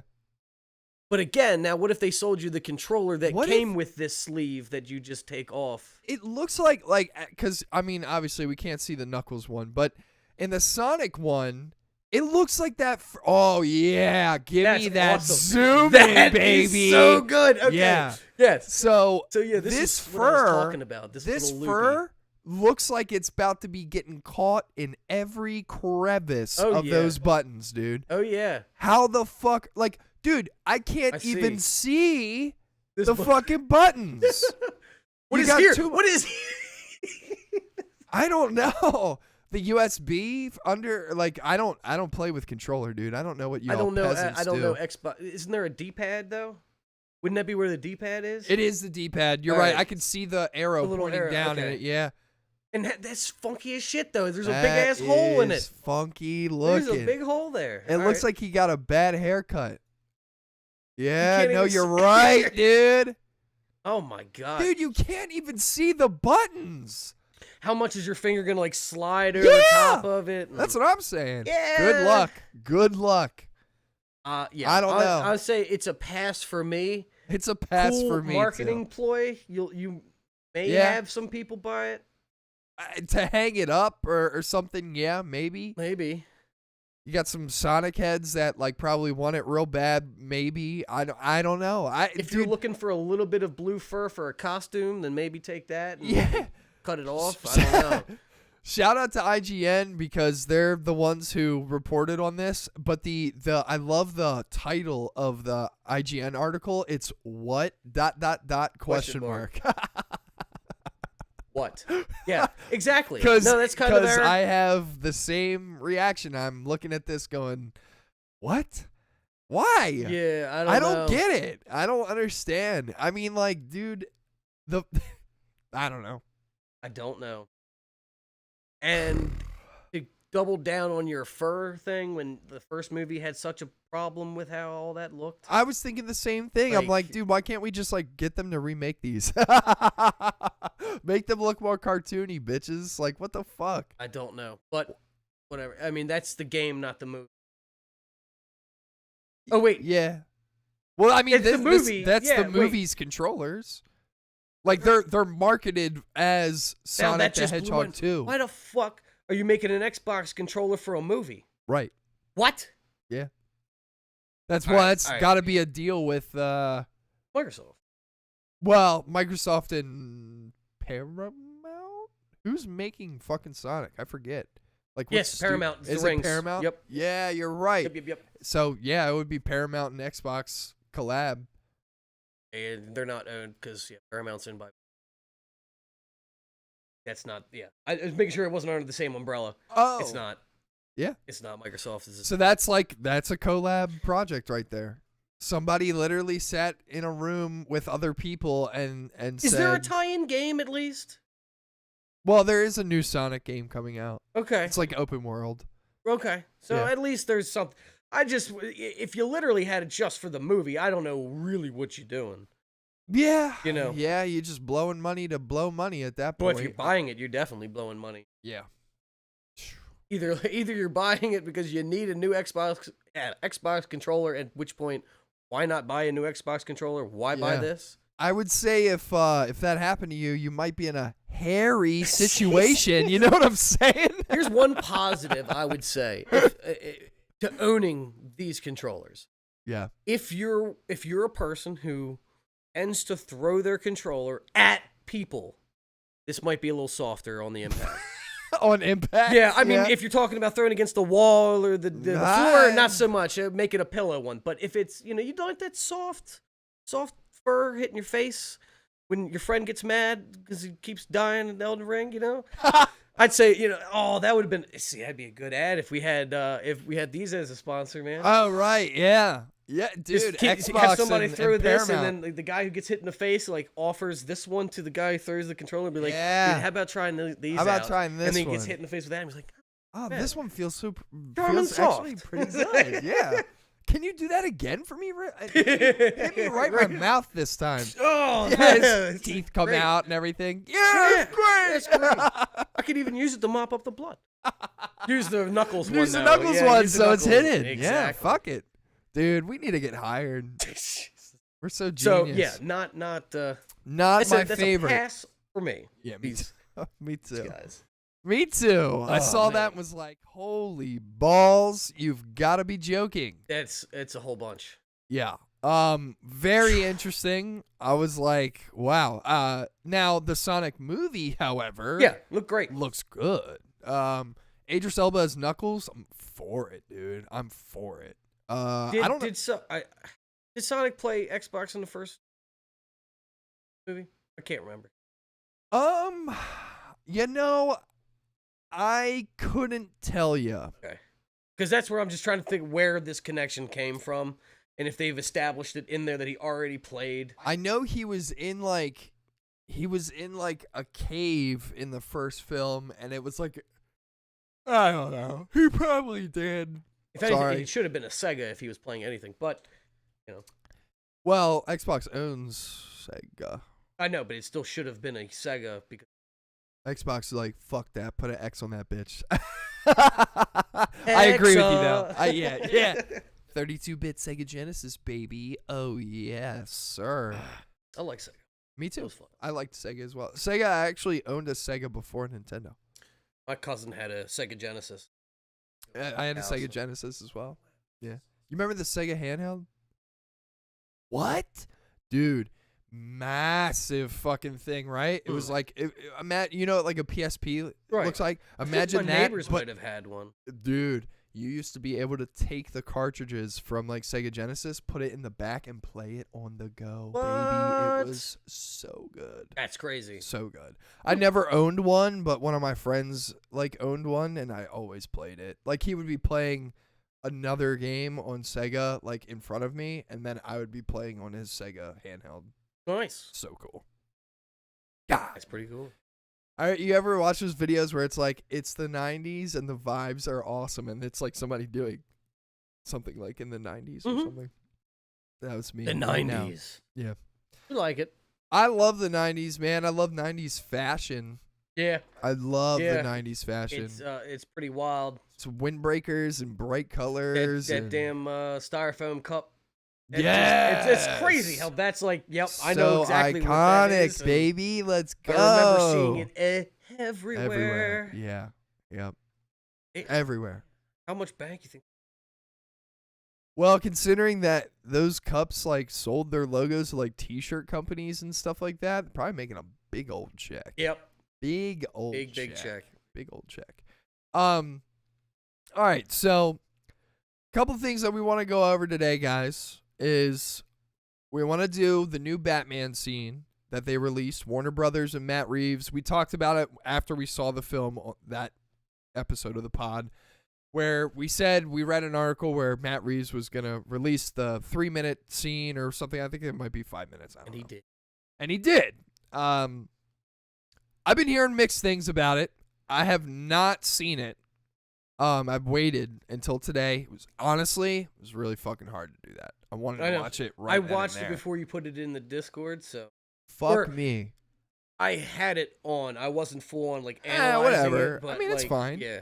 So I've heard. I'm gonna keep my comments to myself because I've heard certain things about it, what it's based off of, what elements from real life have been incorporated into this character. Blah blah blah. Don't really care. Just want to watch the scene and see if it's good. If it's good, then it's good, and I'll give it credit where it's due. If it's bad, we're gonna rip into it. Okay. So I want to watch that. It's also going to be hard to determine to a degree to rate it good or bad because you're not seeing it in context of where it would be in the film. Good or bad, I'm mostly going off of like the portrayal of the character. I know. Like if it's that interesting, aspect. yeah. But I'm saying as far as the scene itself, like Oh. where it fit in the movie. Oh, You know what I mean? Like taking it in context. Yeah. Let's give Matt Reeves and all his team like some credit where it's due. It obviously got cut for certain reasons, regardless of whatever they were. It didn't make it into the film. We got it now, so it's a nice little sprinkle on top of the sundae. So I'm down to watch it, check it out. I definitely want to, because we didn't do it last week just because of time restrictions, but I want to watch another episode of The Boys Diabolical. Sure. And then I will talk about Tiny Tina's. I don't have any videos, unfortunately, to show people. No. It just was not cooperating stream-wise. It was a little bit difficult to watch because I was watching your stream and it was choppy as shit. Yeah. But, you know. Happens. It does. And it seems like there's a lot to render. It's demanding. It is. It's very demanding. Even though, well, and that's the other thing about that game, just a side note, is that it's not nearly as heavily texturized as the other Borderlands. It's way more like clean looking, not like sloppy. It's that I kind of got that from looking at it. And although I'm probably not going to play it. Yeah. It fit more with what I would like to see. Right. I don't know, before Borderlands, it did look too comic booky for me. Yeah, right. This has a little bit more It's a good medium. realistic-ness to it. Graphically. Yeah, exactly. Yes. Yeah. Not so much dark, heavy lines around everything. Right. Yeah. Yep. So, obviously, I'm going to talk about that. Before we do any of that, though, because we really, honestly, I mean, this week has been kind of slow, guys. I mean, there's not really as far too as much news going on. yeah. So we don't have a lot, but I do want to get an Elden Ring update from you. Okay. From Mike, because Mike is neck deep in Elden Ring. Neck deep. Watched him play a little bit yesterday, Submerged. just briefly. And then we hung out last night in the Discord, and I was playing Tiny Tina's, and you were playing Elden Ring, and watch you beat some bosses. Yeah, that was cool. It's nice being where I'm at now. Yeah. I think I've just gone back last week. Now I had a little bit of time into it. I guess it would have been the week prior. Week prior is when I got it. I don't know. Yeah. the first week of me having it, but I was also out of town, so I couldn't really play it at night like I would. The first weekend, I dumped a whole bunch of hours into it, and I was still like, I don't know. Like, I feel like I'm still severely underpowered. Right. And it's I don't overwhelming, have too. What? It's overwhelming, too. Like, it especially is. when you got homies that play it, and they're like, you gotta go here. Yep. And it's like, how do I fight? Exactly. Yeah. And like just having, I know I've seen big, huge things, and just the regular guys are taking me down, and I'm just like, this is ridiculous. Yeah. But now I'm at a point, and it's also the learning of the combat. Yes. I will not, I will say that it is an experience, and one that I really enjoy and appreciate, is that I constantly am dying. And then when I do beat the boss, it's because I learned the moveset. Yes. And that's the whole, like, when people, average gamers or whatever, they're like, oh, I can't beat this, and they look it up, and then somebody says, well, you just got to get good. That's the Dark Souls terminology. Well, I understand, though. and I understand that, but and they take it as an see- insult. Exactly. Yeah, and it's not. And I see how somebody can take that as an insult, and like, well, but I'm just not as good as it. You don't really have to. This is not a whole bunch of like quick inputs like DDR or something where it's like a ton of shit. No, if you take your time and you know what you're doing, and like, okay, this guy, he moves up like this, will attack here, which means I only have to hit one button in this direction and I'm gonna be safe. Yeah. It's that learning mechanic, and again, I appreciate it, and one reason why I really love this game is that they're sticking to those guns. Of like, it doesn't get easier. No, exactly. Yeah. It doesn't. You might get something that has a little bit more damage or whatever, but the bosses themselves, you could be the highest leveled person, but you're still going to get screwed if you don't know the moves. Right. Yeah. So for you to like understand it, that's what I appreciate, because I harp on this a lot because they've destroyed my Call of Duty zombies. Sure. They're making, and I understand the argument of making games accessible for everybody, but some games may not be. You have people who want a challenge.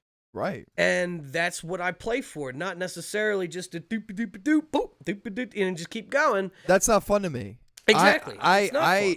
I just tying in on what you said, I am the kind of Souls player, and by no means necessary am I saying I'm a good Souls player. Right. I'm not.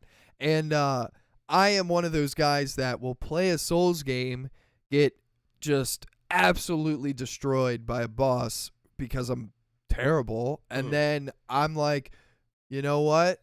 Now it's personal, bitch. Exactly. I don't give a fuck if this progresses me through the story. You're dying. You're done. Yeah. You're done. So yeah, that's why I love Souls games. It's just because, like, you know, you get to a point like that. I've talked about it with you before, but that satisfaction of like killing that boss on your own terms, doing it your way, and getting it done is just like, it's just, I could just eat it up. On to the next, but still, like, it's so a satisfying feeling. Yeah. When you finally you get that enemy felled. Yeah. Fuck you. All right. Yeah. It's about to, now I don't have to worry about you anymore. Ever. Not again. Until New Game Plus. Yeah, it's true. Yeah. That's true. I mean, like, you know, and trust me, man, there are optional bosses in this game that are just the hardest motherfuckers in the entire fucking game. Part of the side quest storylines and all that. And that's another thing is these side. I have such side quests. I have such a FOMO complex. Fear of missing it. I'm looking stuff up, right, and I'll be reading, like, going through Rainey's quest line, right? Yeah. And I'm reading it, and it's like, all right, if you go past this step, these 3 other people's quest lines, done. Can't do it. So I'm like, fuck. Well, I haven't even started that dude's quest line yet. Yeah. So I'm going to hold on doing this for right now, I guess, and I'm going to go start doing, and I start working all through that quest line. I finally found the Nefeli, the person who gave you the armament talisman. Oh, yeah. God damn it, dude. How did you, where was she? So what did I have to do? I had to talk to the guy that you were like, he should be right here in the library, right? There's the guy, or not the library. There's a whole bunch of books in the. Oh, yeah. The round table, like, headmaster. Exactly. Yeah. You're like, oh, he should be right here, and he's wasn't there. Yeah. Because he was fucking standing next to the fireplace the whole time. I couldn't see him. I just didn't see him. And I was, oh, okay. So then I started that, and then I talked to him again, and there she was. Yeah, and that's his daughter. Yeah. Yeah. But it's. Yeah. So now it's like I've paused on continuing the story to do these side quest things because then they're gonna be gone. But dude, my bad. I was like trying not to sneeze. So you were doing Rainey's quest line. Yes. And I was like, and you were telling me about it, and I was like, oh yeah, I haven't done that either. So I start doing it. Yeah. My shit is all fucked up because I killed Radon a while ago. Oh yeah. So I'm like, these steps that I'm looking up say to go to Radon, blah, blah, blah. So I'm like, what the fuck? So one of the steps is you got to find whatever his name is, Bald or whatever. Blade, whatever. Blade, yeah, Blade. It's the wolf guy. You got to find him. I finished his quest line. Oh, yeah? Yeah. Yeah. Have you? Yeah. Okay. Piece of shit. Coolest looking character, but piece of shit. Fuck him, bro. And I loved killing his ass. Okay. So yeah, that's what I was talking before. Yeah. And like, you're just like, wait, what? Yeah. So you know now. All right. Yeah. So, you're talking about when you go to the Grand Library or whatever. Mm-hmm. You get, All right. So yeah, I know. Yeah. I've got you know that I know. Yeah. You know that I know that you know. Exactly. But yeah, so I go down to this spot where he's supposed to be, and now, mind you, I at the time I didn't know this was early game, so I go down there. I'm like, where the fuck is this guy? I'm like jumping all over the place, dying, all this that. Mike's in the Discord with me.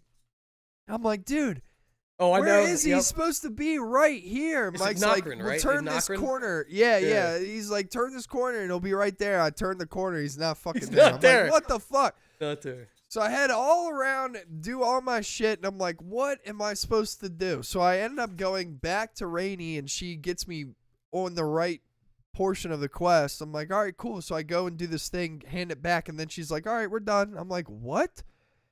So I look up where I'm supposed to go. I'm supposed to go where the falling star went. Yes. I had never gone there ever. Nope. So I'm like, oh my God, all right, cool. So I go down the whole thing, get the whole thing done, and then kill that. Did you kill the main boss down there? Yeah, I'm pretty Estelle sure. or whatever? Voidborn? Yes. Okay, Yep, yeah, all right. Dragonfly Fun. thing. Yeah, It was he's cool. fun. He's fun to fight. Apparently you fight him again. But yeah, I didn't know that. But apparently I think there's 2. But anyway, so I do all that, and I'm like, hell yeah, bro. And then she gave me the Moonblade, which is a OG Dark Souls sword. So you're finished that quest. Oh, I'm done. Yeah. I'm done that quest. I haven't continued that because that cuts off Nefelis, Dung Eaters, and Stellans. Yeah, see, fuck. I hadn't started Dung Eater's quest, so that's what I didn't even know that was NPC. Yep. I didn't even know that was a person in there. Damn. Well, he's gone now for me? His quest line is done. I don't know if he's gone. Fuck. That sucks. I want to see what's good with him. Anyway, that's a cool character, I guess. Dung Eater? No, he's at the round table. What? Like the room where the blacksmith is. Yeah. There's that door that's to the back. Yeah. Opens up, he's in there. That shit is And closed and like shut I talked for to me. him. I talked to him and he was like, What's he "Can't look help like? me." The part I'm on his quest right now. It's the beginning part of it, and you have to give him something to have yet. Cleanse him. He's red like the invaders look like. Oh, is he the one that's like fuck off or whatever? He like always tells you to fuck off. Maybe I talked to him like. All right, so hold on. So the room that he's sitting in, does he have like a bunch of mold and shit all over him? I can't. I was in there like for 2 seconds. I did dialogue twice. It was the same thing twice. Right. I'm out. Yeah. Typical Elden Ring fashion. Yeah. All right, fair enough. Damn, I don't know if I have him or not, but I know that there's a really disgruntled dude in the back end where the Grand Master is and shit. Mm-hmm. If you keep heading down that room, he's like sitting in there, and he's got literally like mushrooms and mold all over him. Good. Sounds like Dung Eater. And he's red. I mean, he's red. So. And that's probably him. Huh. These NPCs also spawn at different places at different parts of the I story. know. Like, so I've done So the same cool. thing where it's like it says right here, they're right there. Yeah, they're not. And then I just look up second locations. Yeah, I know. Okay. Fuck that shit. I'll go there. That's what happened to me with that one dude. But yeah, so I mean, you've gotten way more hours into it and everything like that. 65 now. That's awesome. Yeah. You still enjoying it and Fuck, everything? yes. Yeah, hell yeah, bro. I like it. just constantly like, I want to go play this. I want to go play Elden. yeah. I got it. God damn it. Yeah. So, yeah, it's an a time addicting. It's an sinker. addicting game for Yeah. sure. Yeah. And there's so much, and it's a game that you're not supposed to have everything, but I still want everything. Yeah. And at the same time, I'll get a new sword or a big ass axe or something. I'm gonna go, real cool. Not using Can't it, but use I it. love it. Yeah. I love it. I want it. Yeah, but yeah.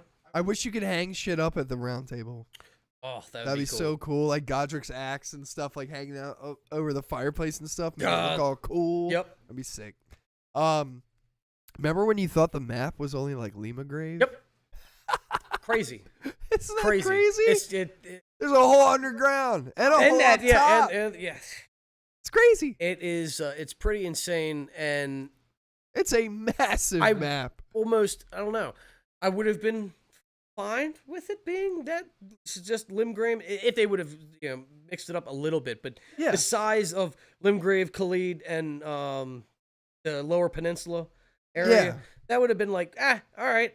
This is pretty good map. Pretty big map. And then when you like really, you're like, Whoa. this is a big ass fucking map, dude. This is too Huge. big. And now I'm at Mount Gilmer or Glimmer or whatever the hell. Oh, the lands. Not at the Lands of the Giants yet. I know that's. Dude, now- you are at the fucking Commander Nail. Oh yeah. Oh no. Well, I'm just trying to make my I way still to haven't- get the I haven't damn map beaten for him this yet. area. It's like way over here. I finally You'll got a find- shadow of it on the. You'll find the commander around there. There's a castle that you'll go to. Lindell Castle? Called, no, I think it's called like doing Fort Soul or something like that. It's like SOL. If you're there and you see it, don't just prepare to get mad, because there's a boss in there that he's optional, but just like a lot of them are. But there's a dude in there that you have to beat. He gives you a medallion, a half of a medallion to go somewhere else. Oh, okay. So if you beat him, you'll get the whole half, and he is just a pain in the ass. One of the hardest dudes I've ever fought in my life. And it's one of those guys that he summons 2 knights to fight with him. Yep. And they're frost, so when they hit you, they give you frostbite. Right. And they 3-tap me.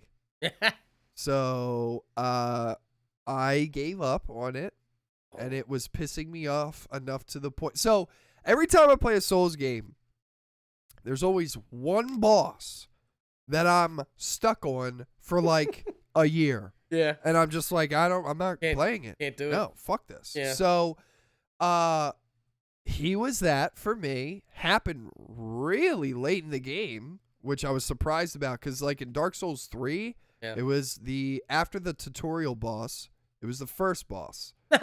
In Dark Souls. First one, like, I can't do this. First boss in Dark Souls 3.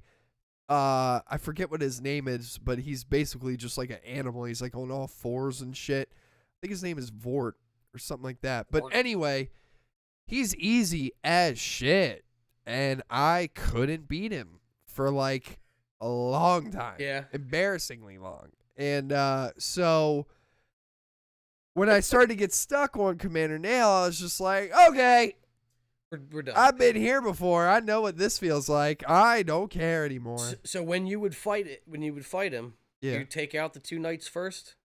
Yeah, you have to. No, dude, I'm telling you. I've read up on it. Really? Yeah. You kill the 2 knights, he gets a massive boost. What? In power. See, so I never said I was good at Souls games. One knight, take out the faster knight, and you can take the one out with double swords. Yeah. All right, so I have been doing it the right way. Take him out first, and then leave the other one up. If you don't want to dodge him, then you can take him out, but he'll have a massive power boost. But that's the difference. If you don't kill both knights, then he's not as difficult.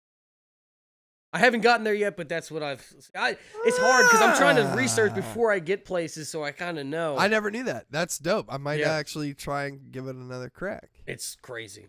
That's the other thing is, like, people will say, like, well, and this guy's like weak against fire damage. How the fuck you know that? It doesn't say that anywhere. Yeah, that's true. He's trial and error. He's weak against holy. How do you know? How do you know? It's not like Horizon where I can scan him and go, this is the weak spot. Attack here. It's got to be like I'm applying like holy grease to my blade, and I'm noticing a big, like, I guess, but then people figure that out, and the amount of trials and errors, and bro, you don't know Souls players. I do. But that's what I'm saying. Like, those motherfuckers are crazy. You know what the fastest time right now is beating the game? 2 hours. What? What is it? 27 minutes. No fucking way. Watched it. How? So in the paths. That's another thing. These speedrunners, props to them. They have these routes optimized crazy. So, like, knowing exactly where to run, but there's another trick in I forget what they call it, but it's like save jumping. So certain areas, if you quit save and reload, when it reloads, it'll be in a different spot. It won't be right at the where you were. So a couple of them would be outside, like the boss room. There's one of them, and I can't remember which boss it is. One of like the almost last one. But instead of going through the mist door, go around to the side, and like you can see the arena area like right around this little corner, and you're on top of a castle or whatever. You'd think that you'd kind of be able to like jump around it. You can't. But if you stand right at the edge, save quit, and re-enter, then you're on the other side, and it doesn't trigger the boss. So you can either just run past it or kill the shit out of it. Yeah, that's wild. Yeah, it's a break in the mechanics of things. Whatever. But still, 27 minutes. Yeah, that's wild. The end. What the And that's fuck? still like the person had to run around. Most of it was running, like not fighting things. Yeah. Running, getting the smithing stones you need and whatever, just to increase, Power. your and power. stuff, yeah. It's just a little bit to beat the final boss. Yeah. 27. Wow. I saw one that took them 2 hours, and I thought that was impressive. Yeah, no. 27 minutes. I'm like, what are they, God? No, I watch a guy, Noah J. Never heard of him. He was a zombies YouTuber, and Oh, now okay. that's gone to he just does a whole bunch of speedrun reactions. Wow. And yeah, he was like, that's another thing, because he constantly does, every time it's beaten, he'll watch that. So he's like, please stop. Like, if there's a sub 27, there's no way. Like, it can keep going down from this. I'm not watching another one. Right. Because people just start getting better and better, and Yeah. the patching of the games, too. Yeah. They patch the games, then you have to figure out a new A new method. route. Yeah. And sometimes it'll be even easier. Yeah. So, how people do that, though, I have no. Right. How did you figure out a way to beat this game? That's so crazy. Yeah. How many hours do you have? And it's in the not game? even been out that long. No. I mean, that's the beauty of those games, though, is that like Soul players and stuff just love breaking down the game to its like It's sheer a whole bare all bones players, though. I mean, mechanics. just like Subnautica and stuff like Yeah, that. Just yeah. how to beat that as quick as possible. Right. People, like I said, have it optimized. Just yeah. So crazy, man. But that's cool. I'm really glad that you're enjoying the game. I Yes. think it's definitely game of the year potential. I see. I would say yes, it would be game of the year potential, but I know that the industry is very against this. Why? A lot of developers are trashing it, destroying their games' reputations. Oh, are you talking about Horizon? Not just Horizon. It's been a whole bunch. Who? It's Ubisoft and What? a lot of devs are trying to shit on this game. Why? Because they took hard. a long ass time and made a great game that's like near to perfect. They're trying to bring up criticisms like, the quest lines, you don't tell me what to do, and Who cares? all this stuff. But from a gaming aspect, the game has sold so much. Yeah, Like, it's like number They like predicted 3 on the charts or 4 something. million, Yeah, and as of 2 weeks ago when I saw that, they were at 12 million. that's insane. Blowout times 3. Yeah, Of what you were expecting. yeah. You have something. So that's where I mean, agree. dude, the game has crashed 5,000 times on me, and I have over 100+ hours in the game. It speaks testaments to the game. It's true, but then that argument of it's crashed thousands of times, that's an argument of why would it be game of the year? It's not optimized. Yeah, But- yeah. The reason I said that is just mostly because of like inner politics of industry and stuff. Yeah. Like how it will, Right. in gamers' eyes, maybe it'll win. If there was an actual vote Yeah. for what game of the year is, but Yeah. if it comes down to journalists choosing, I don't think it. I would like to see it at least be like a nominee for it. That would be awesome. I can't see how you can't have it as a nominee, Yeah. but as a winner, I don't think it. In my eyes, it would. It's been the best thing I've seen it come out so far. Granted, we don't have God of War and that. So Right. who Now, knows? is it better than Horizon? Yeah. Wow. Holy shit. I didn't think I'd get I that mean, out of you. Horizon's story is kind of what upsets me the most. Yeah. The I gameplay can was agree still with that. the gameplay was still good. I think they tried to introduce a lot of Too much stuff. Yeah. Too much stuff. I And agree. It took away from the first one, but like, yeah, I had fun playing it. I thought the environments were all really cool. I love the new stuff that they added machine wise. But as far as the game per game, I'm way more excited to keep playing Elden Ring than I Yeah. am for Horizon. It's That's kind dope. of at the point where I don't have a need to go back and play Horizon anymore. Yeah. Uh, I think that's because of Elden Ring. Yeah. I mean, obviously I'm still working on Elden Ring, but even still, like the lasting impact that it had on me. Like I played Horizon maybe 5 times. Right. Right. The original one. Yeah. I played it all the way through like 5 times. This one, I don't know if I will. Yeah. Now I'm hoping they come out with some kind of DLC. I'll definitely get it and I'll play it. Yeah. But as far as the main game and new game plus and all One that, and no. done. Yeah. Well, and there's another thing. Is like the reason I really enjoyed New Game Plus on the original Horizon was that the armor that you got. Oh, I at the know. end, Yeah. Like it just made it like, okay, well now I'm definitely gonna play again with all this cool shit. Yeah. And in the new one, it's like, nah. Yeah. I mean, yeah, I'll maybe have better bows, but it'll just be like, just keep playing. Why did I do New Game Plus? Right. I don't know. Play the story again that I already know how it turns out. Yeah. No, I'm good. Yeah. I'm good. So, at least with Elden, if you did New Game Plus or you started a new game, there's a potential whole new quest lines you never saw. What's up, Bolt? What's up? What's up? That's Deep Stone, Creek. by the way. Yeah. No. Oh, yeah. Okay. I didn't know if you Think knew. I know. I'm just saying. Jeez. That was a test. You passed. Did not die. Yeah, it did not die. Great enemy felled. Yeah, man. I'm glad that you're liking it. Yeah. Me too. I enjoy the game. I love it. There are things about it like the crashes that, piss me off, but it's one of those things that, and I can happily report that it is optimized through GeForce now. Okay. So it is optimized, which is good. And I can say, playing on console, 0 crash. Yeah. So, that's one thing.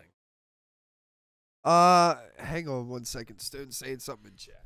What we got, Stone?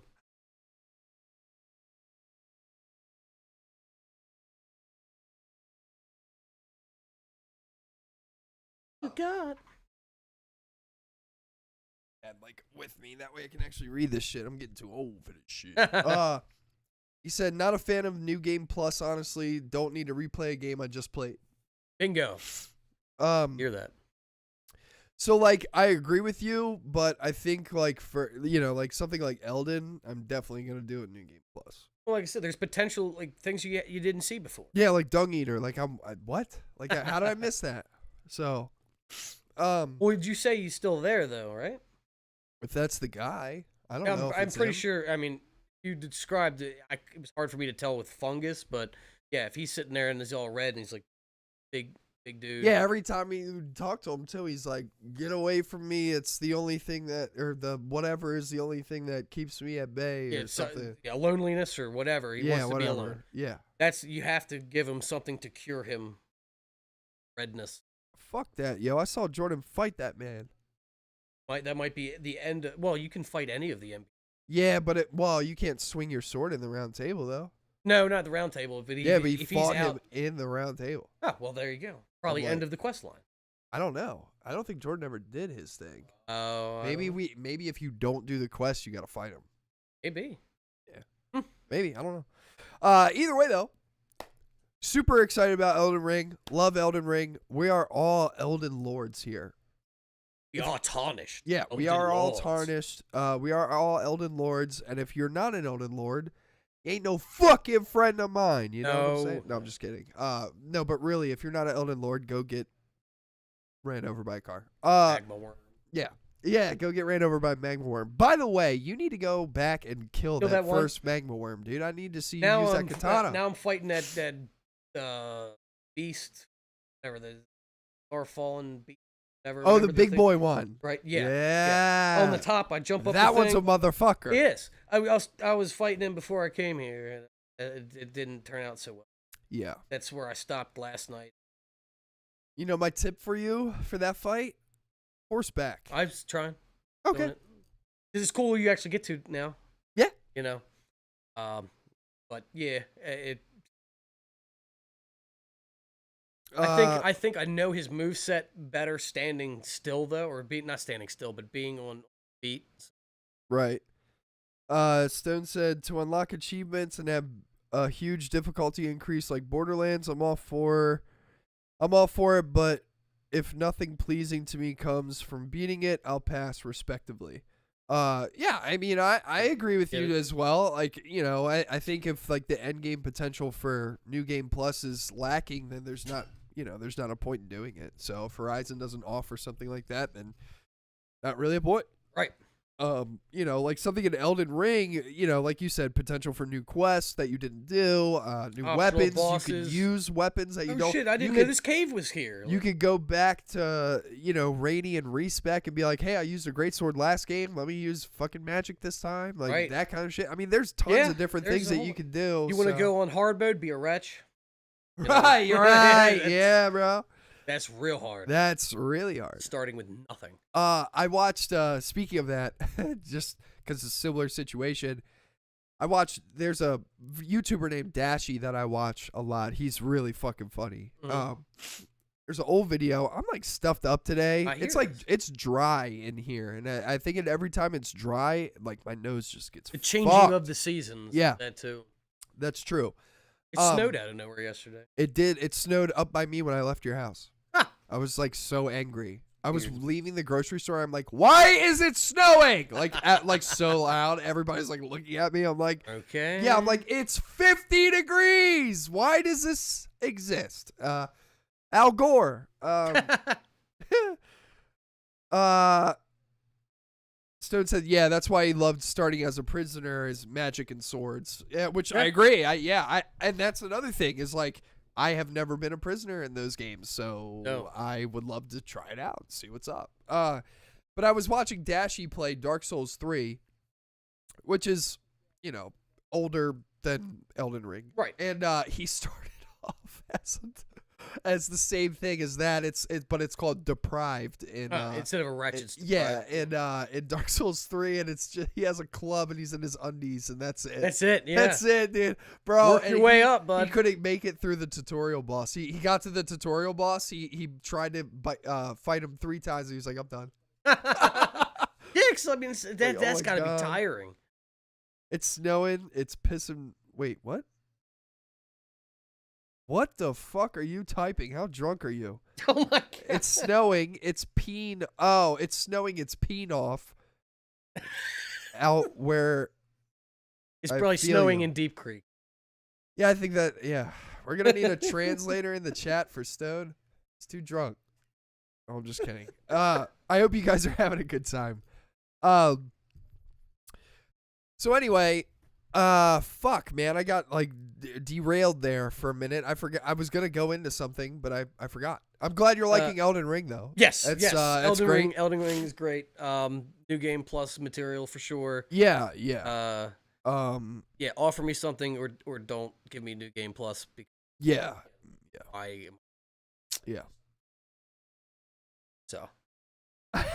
You read? Yeah. Shut up. The best. Up. Everybody's making fun of me. Actually, can I got a book that I'd like you to narrate. What? Yeah. It's gonna take a while, so it's probably about 5 pages. So time for you. What? I'm just joking. I was like, yo, what am I about to read? Send it to me. I'll read it right now. I don't give a fuck. No, it's like you trying to read the damn script yesterday. Stop playing with me, bro. Fuck. We're gonna bring that up and put me on blast. All right. Oh, we'll hear the script soon. Yeah, so we have an ad that we did for Plain Jane where me and Mike filmed some stuff and then did some audio work on an ad, and we will run it like when we take a minute for our sponsors. And yikes, man! I was having some real trouble with some dialogue in like get him in the booth for a track, no problem. Get me in there. Just say some lines convincingly. Nope, can't do it. Yeah, I couldn't say two. What was it? What was it? I have the script. I have it too. See, script. It was. Alternative to tobacco. Alternative to tobacco. But you always stop. I couldn't say to tobacco. Yeah, I couldn't say to tobacco. I just couldn't do it. So I changed some words around and said something else. Tobacco alternative. Yeah, I said. So I couldn't have all those T's together. Yeah, man. Literally one other T word in front of tobacco. Which is funny that we labeled. That's what I was thinking when we titled this episode. Tiny Tyler's Terrifies. Yeah, I did that on purpose. Okay. I did that on purpose because I was like, I couldn't say this title, obviously. But yeah, so we'll run the ad and everything, and me and Mike are pretty proud about it. I'm not gonna lie. I think it turned out pretty good for working on so. it for what was it, 6 hours? 6 hours, yeah, 6 hours. And we did some stuff that we were ambitious about. It turned out that it didn't work out, and we just made it work anyway. Yeah, so it doesn't matter. I think part of why it didn't work is because the shots we were using, like we didn't recalibrate. No. And reset things up because we should have. Yeah. But we'll figure it out. I also thought next time, for the green screen and whatnot, sure. Instead of setting it up the way we did across that way in front of the drums, move it the other way, and that way it can be longer. Yeah. And it's a better. But then we don't have enough room going back. That's. Yeah. Yeah. I'm trying to think if there's enough space in this living room if we move this table. Well, potentially, maybe. Yeah, you'd have to move everything, but that's the whole thing. Yeah, space, man. Yep. Somebody got a free lot or something that they want to give us for a day. Warehouse. Today, Junior. Thanks, Stone. That's what he just put in the chat. We had a office space warehouse. I know, dude. I know. Yeah. Somebody got a business park or something. Get me some details. I'm trying to rent out a spot. Yeah. For real. It would be dope. That would be cool. I would. Sundays, roll out of bed, go to the office. That's not my actual office. Even beyond that, Sundays for the podcast, but after work, I'd be like, or... I'm gonna go to the office and fucking film some Tiny Tinas. Right. Yeah. We would need somewhere where I can bring Zoe though. Well, true. Yeah, and where she can have a bed and everything's cool, and maybe poop on the floor a couple times. No, I'm just kidding. Maybe I'll poop on the floor a couple times. Hey, that's material. And then for blame the it on Zoe. You know what I'm saying? Dude, that's genius. I'm gonna start doing that. I'm gonna be like, what did you do? Yeah, I'm gonna go in someone's house I'm friends with, and then I'm gonna poop on their floor, even if they don't have if they don't have a dog. I'm still doing even better. I'm gonna be like, dude, that was your the dog dude. did it. God damn, bro. What are you talking about? I don't have a dog. Are you sure? Are you sure? Dude, I have a hamster. That was it, bro. That was it. Hamster dude, this got out. turd is as big as the hamster, dude. What have you been feeding that thing? I fed it a little last night. I fed it a little last night. Sorry, but oh my god. No. Yeah. So, I don't know. What do we got next? Let's bring up Pepsi shit. I want to talk about Pepsi real quick. I'm gonna do Pepsi and then. Let's talk about Pepsi. Let's talk beverage related. Let's talk about Pepsi. Let's talk about Jones Soda. Cool. And then let's talk. Then we'll do the ad and then continue. Good idea. I like it. I'm for it. Let's do it. Let's talk about some Pepsi, guys. You guys like Pepsi here? I don't. You don't like and Pepsi? I really don't like this. You don't like this? No. What don't you like about it? I don't like that it, okay, couple things. One, you don't like we're putting more sugar into a sugar drink? That's my first point, is that I'm like, Jesus, this stuff is sweet enough already. Now we got to taste in fucking pancakes and syrup. What the fuck, bro? So my biggest thing, though, that makes me upset is the flavor. Why? No. Oh, Canada. No, yeah, I know. But it's for me, it's dude, what fucking psychopath is at the breakfast table, dinner table, whatever, the place that you eat, what psychopath is opening up a thing of syrup and just guzzling it down? Probably nobody. What? Then why are they making this? Well, we got to try it too now. It fucking sucks. I don't want to try this shit, but we got to. I was half tempted. Is it out? I don't know. I'm not sure. But I was half tempted to buy the Coke Starlight for all of us so we could try it because everybody says it's super good. And I'm like, what the fuck? Apparently it's supposed to taste like space. What? Huh? How do you make something like that? It tastes like space. Yeah, I don't get it. So for this, Pepsi and IHOP collab drink team up for the maple syrup soda. I'm not for this, guys. I'm sorry, but I'm not. And the can, it's a really weird color, and I hate it. You talking about with the drippage? No, just the can color itself. Mm. The can color looks like cream. Yeah. Like color? No, I don't like it. Don't like it. I don't. And I don't like see that it. it has IHOP at the bottom either. That of course that's. I can't. This is the whole point of it, though. I can't. It's that the boardroom at Pepsi and the I can boardroom at give IHOP you- were like, hey, Yikes. hey. Well, do you also see? Well, I guess maybe that was IGN. They might. Who made this image? That's the IGN. thing. No. This is like IHOP's, like Pepsi's like image, but IGN put their text and stuff over it. They Pepsi, matched the it. Pepsi X IHOP. If that wasn't IGN doing that, then I see Pepsi and IHOP going, how do we be cool with the young people? Yeah, right. Yeah, I've you're seen right. I've You're seen right. the X all the time. Let me tell you something that I can get behind. That's a collab that's like this. What's that? Pringles and Wendy's. What did they do? You can get a can of Pringles that tastes like the spicy chicken sandwich at Wendy's. Okay. And they are amazing. That's something that, at least with chips, and if you can nail the flavor, yeah. it's something that's that they're known to do. All these crazy flavors and stuff like that. And Super it seems good. more accomplishable than maple A flavored syrup. like drink. Yeah.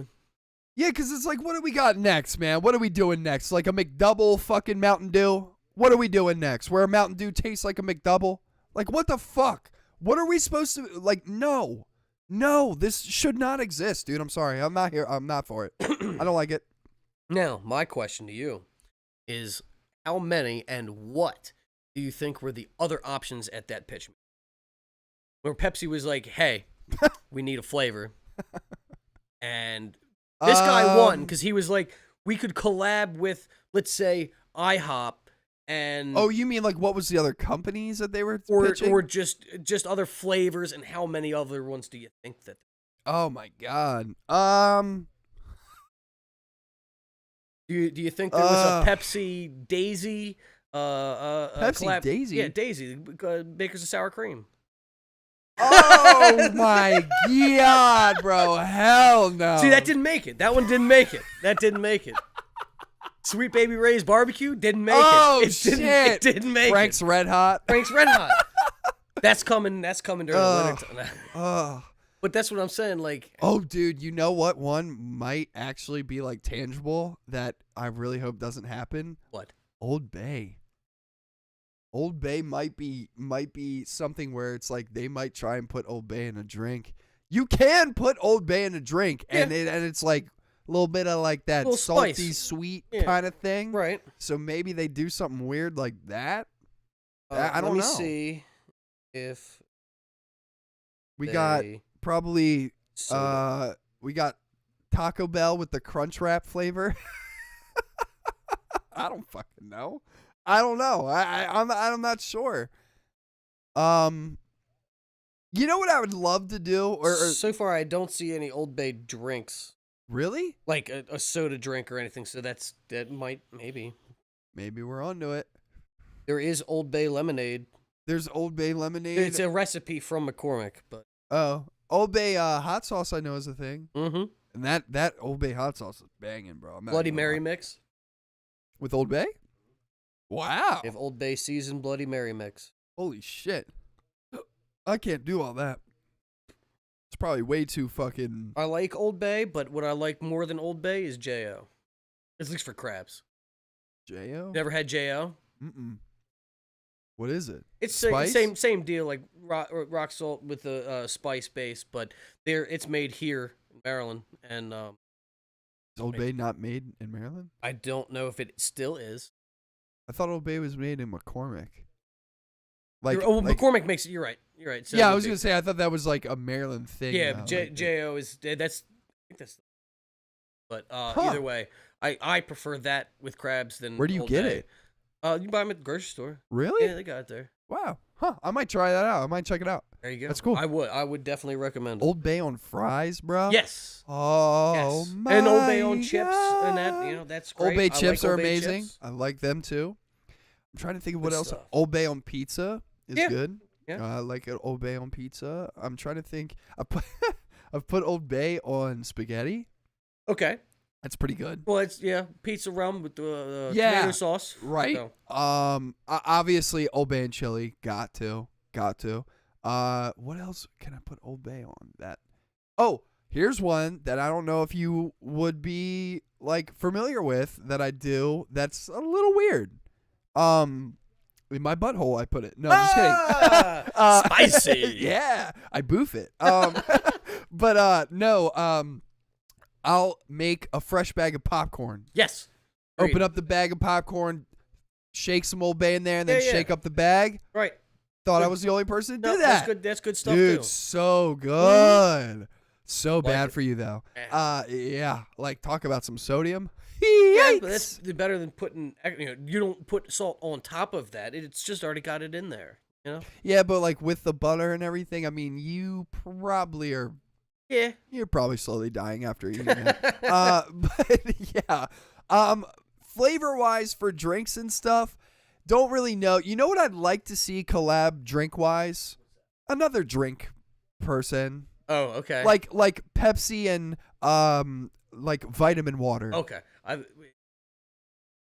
Like something where it's like, well, you know what I'm saying. You know what I'm saying. Like That's kind of what I was getting at, though, where you're like, I'd like to see this. It's most likely either that drink is a competitor's drink, right, or yeah, it's a subsidiary of their own, which or like would be fine if like Pepsi meets like Mike's Hard Lemonade, like a Mike's Hard Lemonade Pepsi collab where it's like a hard like Pepsi. You know that they do have stuff. I know Pepsi has like a. I mean, like. Not, fucking what is it called? It might not be here, but I know at least in Europe, like Captain Morgan. That's what I'm talking about. I used to get Captain Morgan cans. Like, yeah, dude, I've seen Pepsi like alcoholic cans or whatever that like some of my homies overseas have like showed me and stuff. I'm like, what the fuck? Why can't we get it here? Yeah, give me that. Well, you can't get it here because it could be confused. A child could. Yeah, because we're all dumb over here. We're all stupid, bro. That's what I think the companies think that we. Yeah, I mean, yeah, we're sheep. Look, this maple syrup drink wouldn't exist without fucking some sheep. Wait, pause. No, you might not be entirely wrong there. Yeah, I'm gonna we're gonna. This is not the Lamb A24 here. Didn't mean to say that. Out of context, that could be taken really bad. So I'm just gonna clip that. Yeah, Chad, clip that this for me. This wouldn't exist without fucking But this drink here. Wouldn't exist without fucking some sheep. That is not a drink that I'm looking to consume. No, oh, not me. Oh my god. Wow. Yeah, color me embarrassed. So well, let's move on to a different yeah, let's drink. move on. Jesus Christ. Yeah, let's move on to a drink I can definitely get behind, baby. This drink I don't think has any sheep relevance at all. No, I think their sheeps were harmed or anything. I think this is a good fucking move for Jones Soda, baby. Let's go. Hey. Jones Soda unveils Mary Jones, a cannabis-infused line of sodas, gummies, and syrups. Baby, hey, let's go. So you can drink a good old Jones Soda and get fucked up, baby. Yeah. No, but all jokes aside, I think it's really cool that Jones Soda is doing some stuff with this. Wow, look, that's the flavors, man. Have you ever had Jones? No. You've never had a Jones Soda before? No. Holy shit. I'm going to tell you right now. Scroll back up real quick. No, back down. This blue one, close to the end, best flavor hands down. Best flavor hands down. Jones Soda's Baltimore like locally owned. Yeah. Didn't know that. Yeah. They're and like the pictures and stuff that they use, I'm pretty sure are all like local. Yeah. It's all like local photography and stuff. Nice. But yeah, Jones Soda's dope. Very interesting. I'm reading at the same time that I'm talking. I shouldn't be. Hard Mountain Dew. PepsiCo has released Hard Mountain Dew.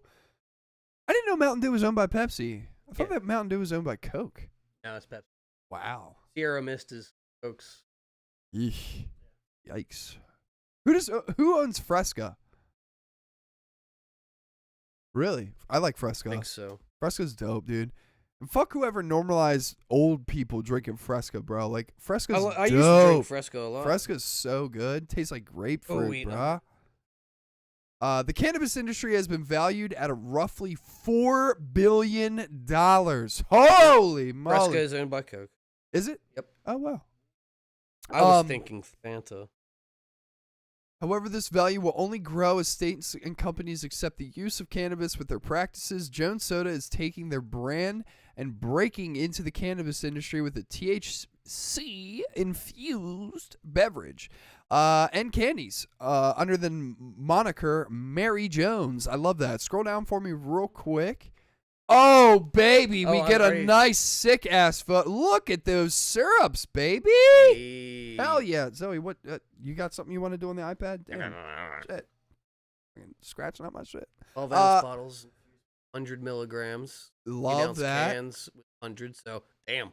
You are going to get fucked if you drink a whole one. If you're not used to taking gummies and you drink an entire can of one of these, you're gonna be saying, "Dormammu, I came to bargain." In 1,000 milligram syrup tincture intended to be mixed with other drinks and foods. It's intended, but Joey Diaz would be doing that dropper. Yeah, bitch, I'm about to be doing that shit. I'm about to be dropping that bitch right into my butthole. Yeah. I don't know, dude. Just seeing like the people that have reacted with Joey Diaz gave him stars to death. Yeah. Like, I know. I mean, I've had as much milligrams as a Star of Death before, and I've been can't fine. Say that I have. Really? I don't know because I haven't taken a lot of gummies and stuff. Oh, okay, yeah. I think 30 milligrams is the highest gummy that I've had. Oh no, I've taken a gummy that was 300 milligrams, and I was like, la la la la la, just doing nothing. Yeah. I was like, when does this take effect? And it never did. I know when we went camping and we made brownies, RSO, and so like apparently either the mix wasn't mixed right or the oven wasn't. But somehow one corner of this bagel sheet got it. It always happens like that. And I didn't have it. Another person had it. They were zoinked. Dude, out. They said that they had to like tell themselves to breathe. It was pretty funny because we ate one and then we went out to the bar or whatever, or not bar, restaurant. I think we were just getting lunch or maybe dinner. It was still like freaking early. Out. Well, no, we were having drinks sitting there and then like you could just tell it was like, all right, spacing out now. Yeah, like, this is getting real bad. And he was like, all right, we gotta go. We gotta go. Yeah. And he went back and like he was passed out for the longest time. Damn. And it was.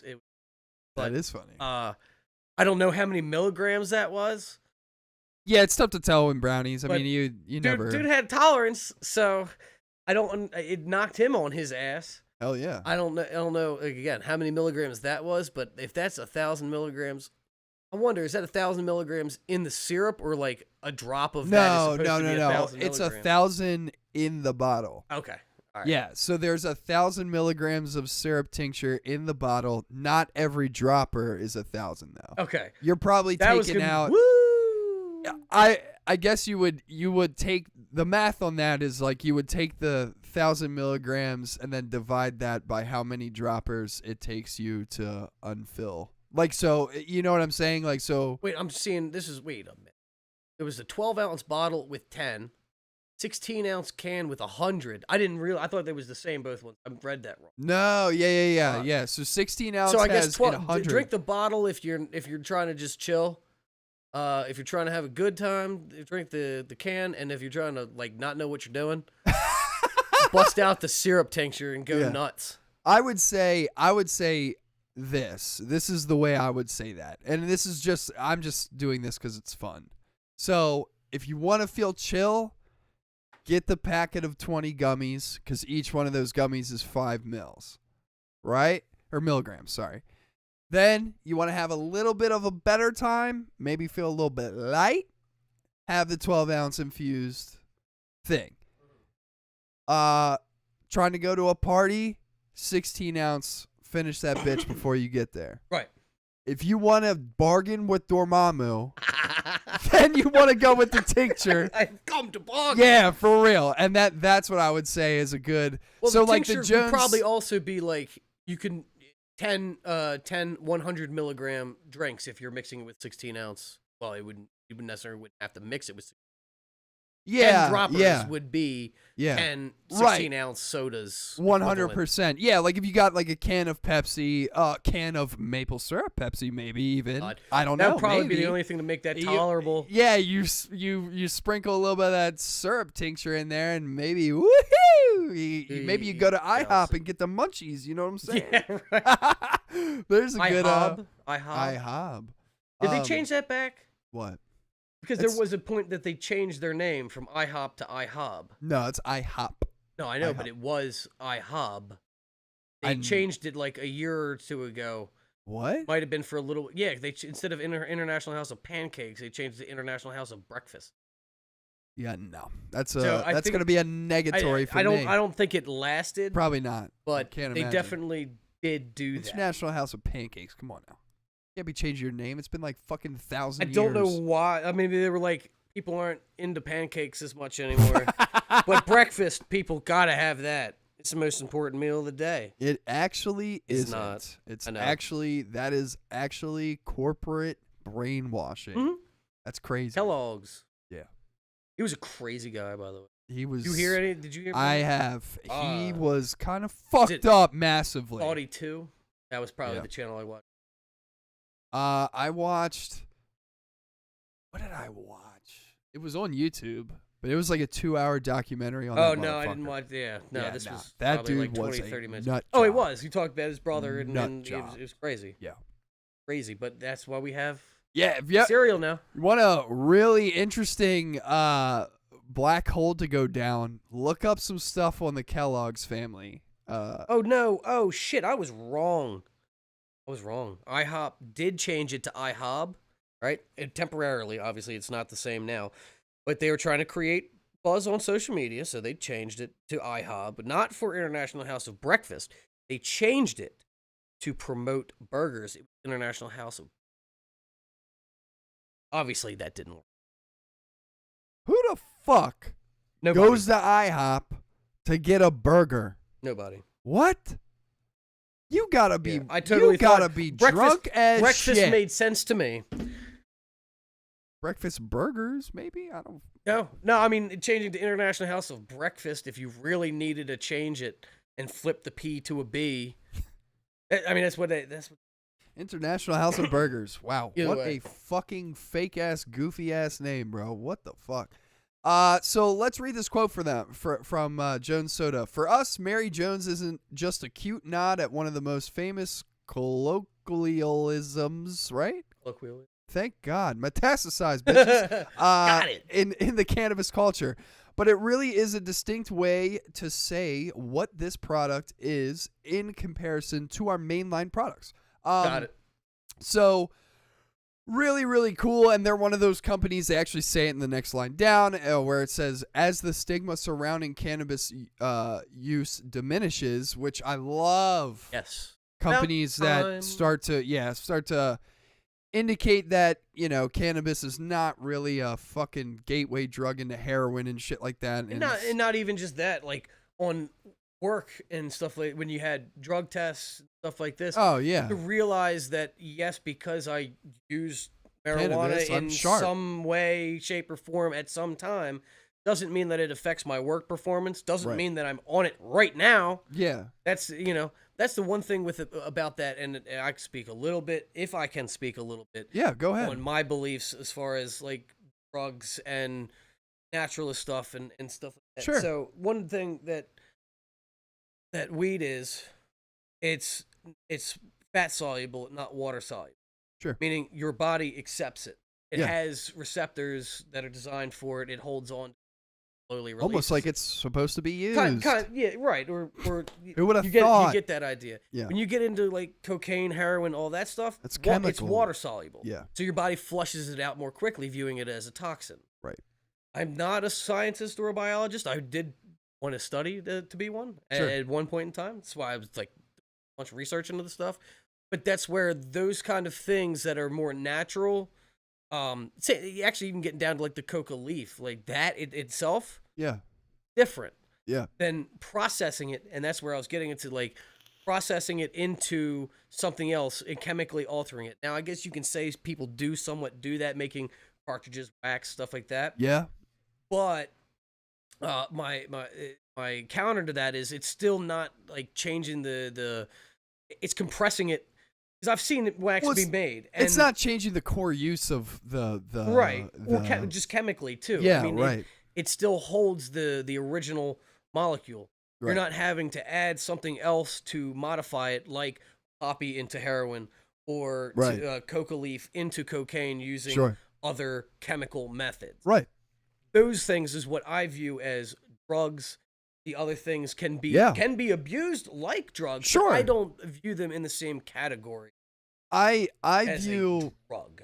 I view cannabis in the same category as it. Well, I guess to some people it'll probably sound silly, but I view cannabis in the same like hemisphere or whatever, spectrum, whatever the fuck you want to call it, as caffeine.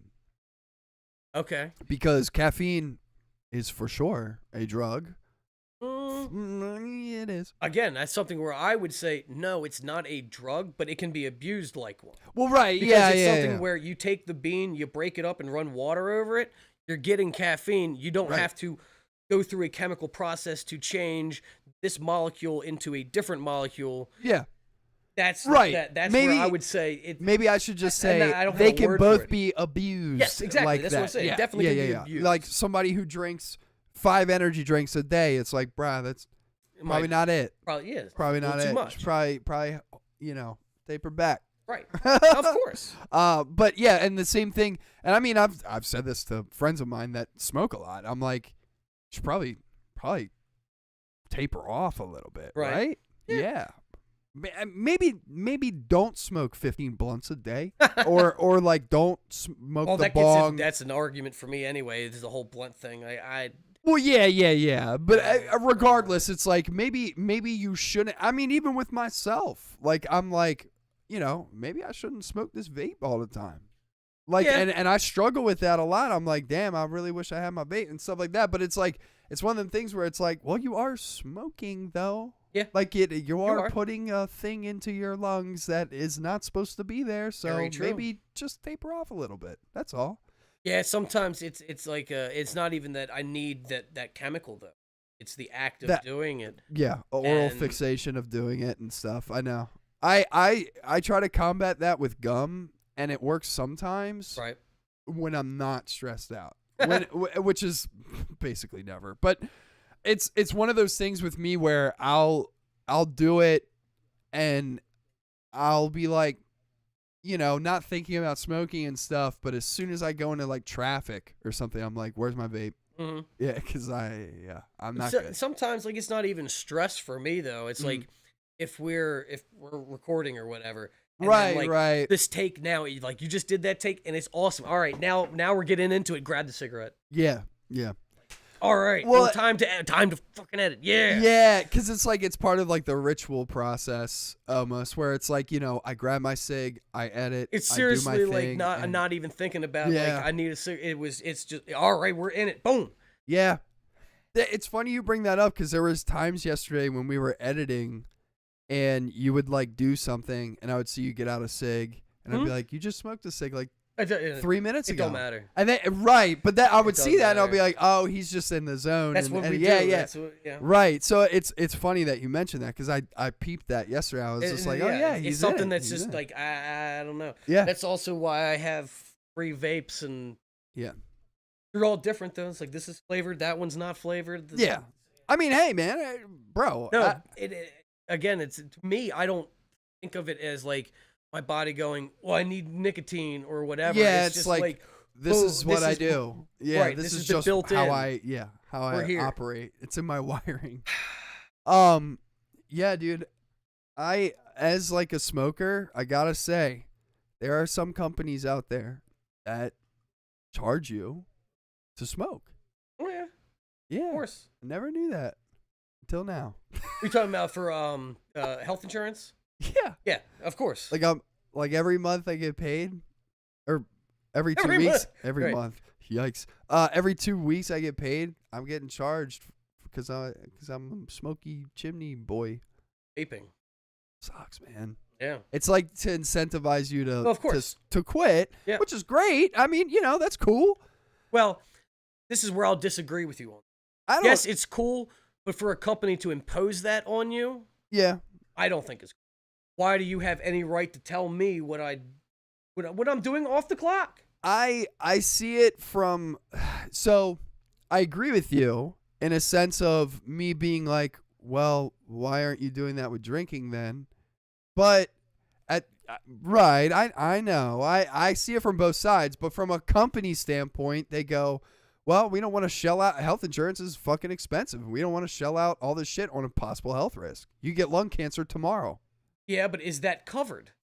Yeah. Well, I mean, for some companies. It's right, but that's where for I'm some getting. companies, yeah. So, like, with my job, I don't know with my job, but, like, mine, I do a lot more hands-on stuff. Sure. That's what I figure this health insurance, well, I have health insurance, but, like, workman's comp is Right. considered.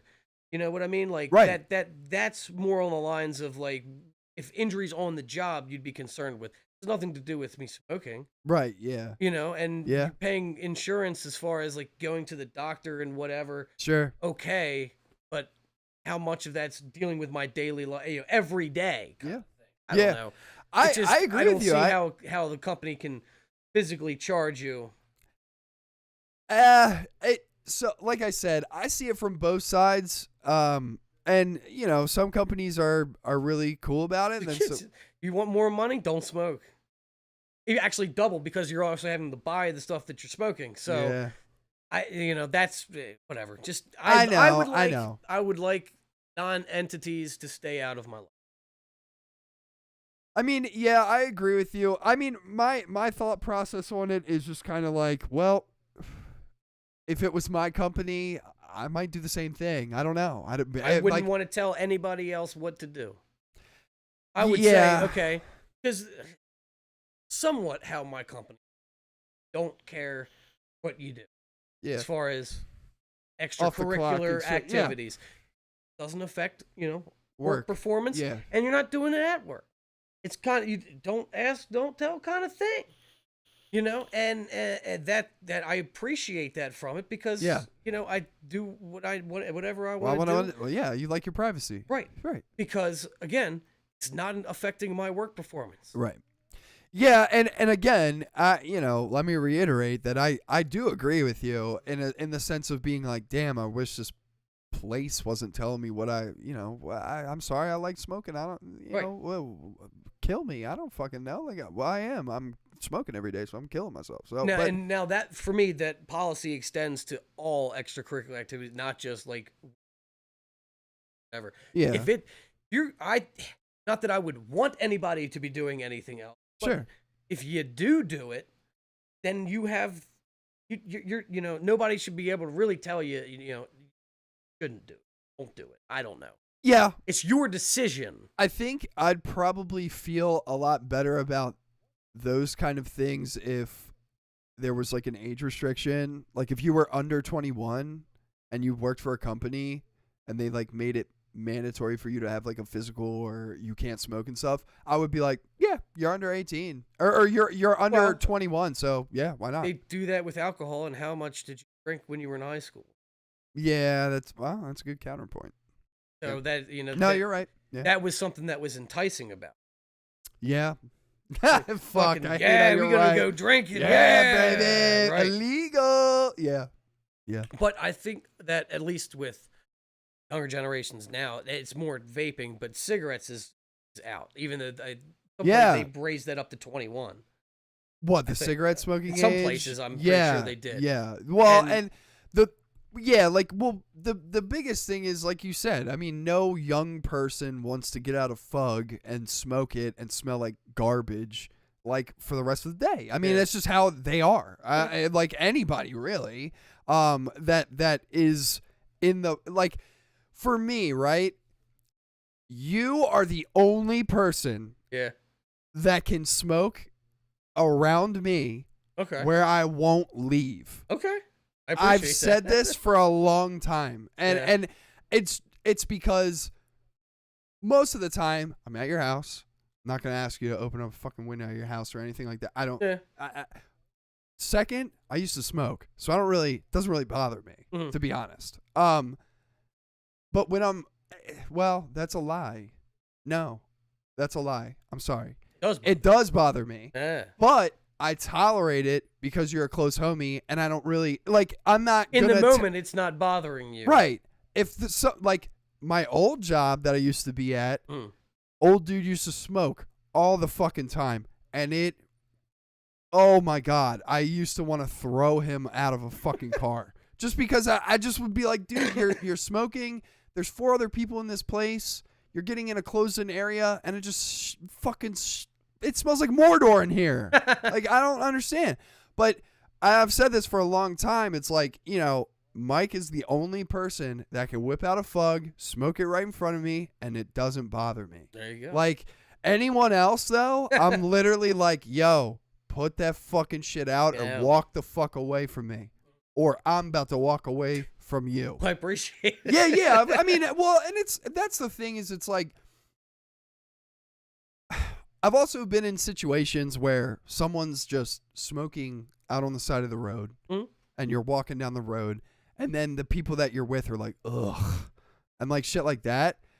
And I don't agree with that. I'm like, dude, it's the fucking road. It's the street, dude. Like, we're out. There's plenty of air. Like, so like I don't get that. I'm not like that. If I be on the sidewalk or whatever and there's a group of people past me and I'm smoking, I'll put the cigarette away. I'll blow the smoke in a different direction. Wait till they pass. Whatever. Some people aren't as considerate. No, I know. Yeah, and and so I see it from both sides. But being someone who used to smoke all the time and stuff like that, that's why I vape. Is because I can't stand the smell of cigarettes. It bothers me, and it honestly kind of fucks up my nose. I mean, it's like literally kind of dry right now. My nose is like dying. It's like, but it's one of those things where it's not like I don't have emphysema. I don't have an inhaler or anything like that. So I'm like, whatever. Like, I mean, what am I going to do? You're complicating my health issue. Right. Where it's like, dude, I'm in their house. Like, you know what I'm saying? Where it's like, I'm not going to tell you in your own home, like, hey, can you not do that? Wait, you could ask. Yeah, but for me, I go, well, I wouldn't want somebody to tell me that in my fucking house. Like, if I lit up something in my house or whatever, and somebody's like, yo, can you not? And I've had people do that here, and I've been like, you do know that you're not. Like, you're at my place, dude, right? Yeah. Well, like, dude, dude, how about you go wait outside for about 5 minutes then? Because that's what's going to happen. Like, I have a problem with other people imposing their will on me. Right, yeah. And I will, for sure, be considerate if you come at it at a, certain way or whatever. Yeah. Right? But the whole fact of there's an air in the world now where it's, I don't like what you're doing. You need to stop. Yeah. And it's like, but no, because I don't like what you're doing, so you stop. Who has the final say here? Yeah. Because what I'm saying is like you're saying I am doing you wrong, and at the same time, that's how I feel about you. Yeah. So how are we gonna meet at the middle ground? I'm not bowing. Yeah. So like what? That's the whatever. That's a lot of times when it comes to that kind of stuff, that's how I treat a lot of conversations I have with people where it's like, find the middle ground. Yeah. And don't go past it. And or can we find middle ground on this? Right. Yeah. And if we can't, we got to agree to disagree. And right. and leave somebody's got to leave it. Yeah. Like, so yeah, when it comes down to it, I don't even know how we got on this fucking subject, to be honest. Don't know, but the tobacco thing is a good segue to our ad. Yes, it is. Let's run our ad. Here we go. Enjoy, everybody. Can't rest after a long night at gaming? Work stressing you out? Just need something to calm you down? Try Plain Jane. Plain Jane is a hemp company focused on making the smoothest, cleanest, most odorless hemp products on the market. Their hemp rolls are designed to be a tobacco alternative, giving you a relaxing feeling while still keeping a clear mind. Plain Jane has products for everyone, smokers and non-smokers. Their assortment of goods range from flour, wax, to gummies, and tinctures. If you're looking for a quality CBD product, then try Plain Jane today. See their full line of CBD products at plainjane.com for adults 21 and over.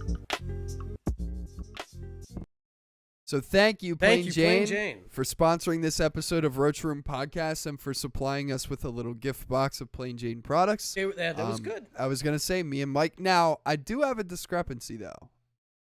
My finger from one of these Plain Jane thing, whatever. The Keef encoded. Whatever. It fucked my shit up, Plain Jane. You gotta come out with I'm about to sue you. No, I'm just kidding. I'm totally kidding. I'm not gonna do.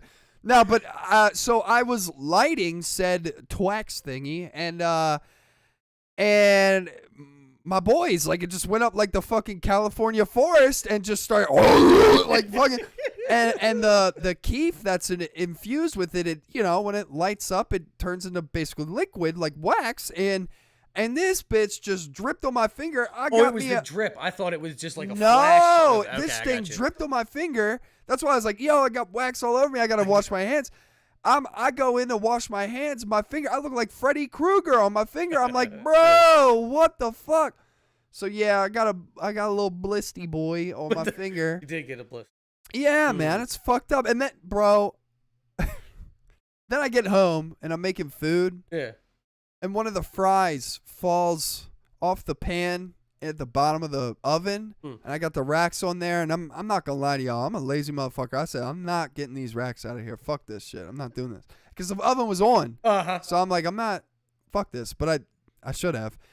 Tell me why my dumb ass, I should have smoked a Plain Jane before I fucking did this, so I calmed down. Mental clarity. Yeah. Sure. Holy shit. Tell me why my ass got tongs. And I'm trying to get underneath everything and get I burned my other finger. Oh my God. That's hilarious. What a dumbass. Jesus. I had a Red Foreman moment. I was like, I was like, way to go, dumbass. Like, geez, man. Come on, bro. Dumbass. So, but all in all, we tried out some of the Plain Jane products while we were filming that ad yesterday. It was really cool. I'm actually really interested to try this tincture out. It's probably good. Probably going to try some of that today. If you want some, you can try some too. Yeah. Yeah, maybe. We'll see. No, I'm just kidding. I'm kidding. I'm going to hoard all of the CBD products for myself. Hey. No, I'm just kidding.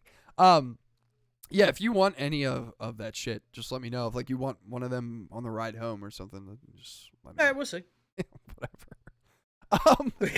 But yeah, it was good. I liked the flavor. Yeah, it was cool. Felt relaxed after I smoked it. To be honest, I felt sleepy. Yeah, I said that. I was like, I feel like relaxed. Like it.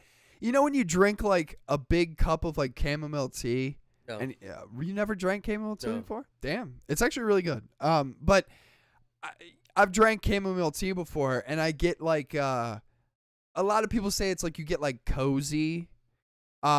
It felt settled like in. that. Yeah. Like I was like nuzzled in, like like I. Yeah, I know you're sitting in that couch saying. Yeah, I was like, man, I'm getting tired, bro. But yeah, and to be honest too, and now for everybody that knows me, I don't eat until 12 p.m.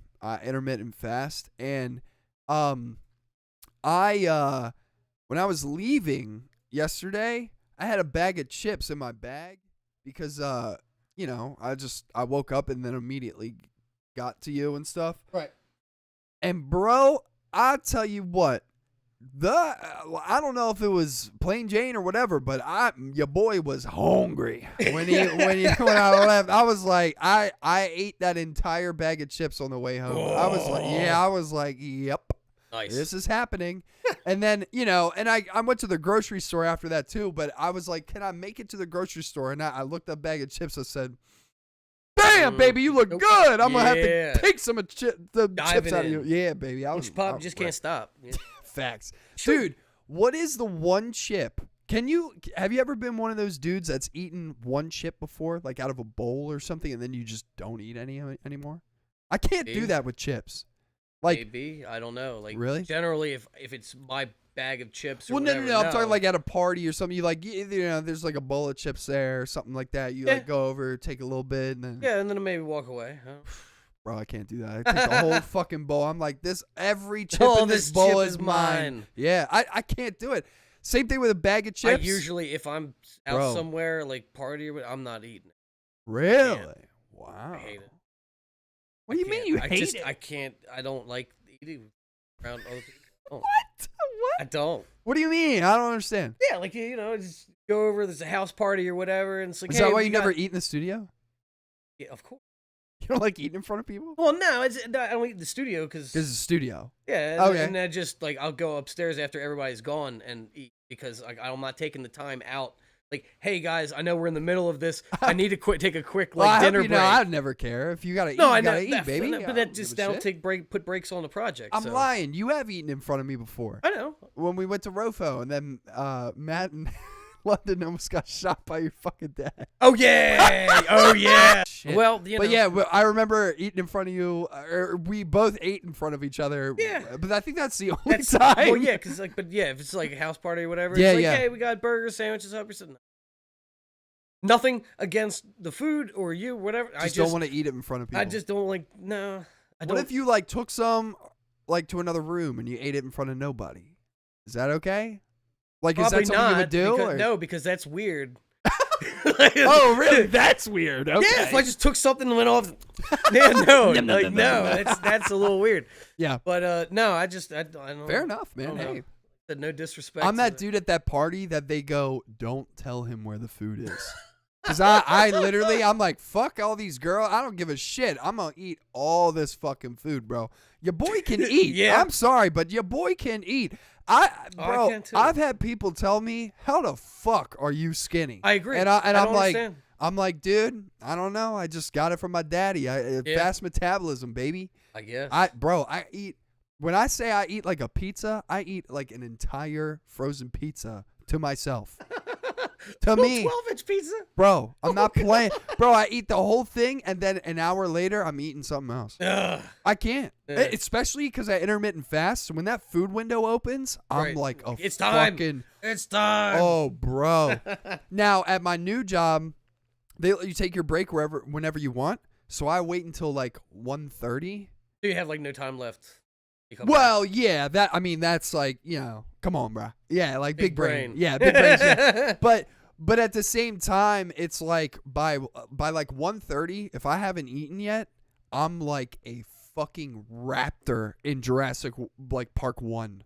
I'm like the fucking leaves are swaying around while I'm eating my shit. Like, oh, bro.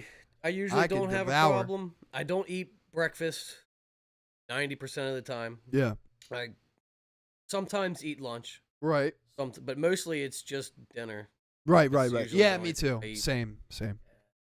And that's tough. Yeah.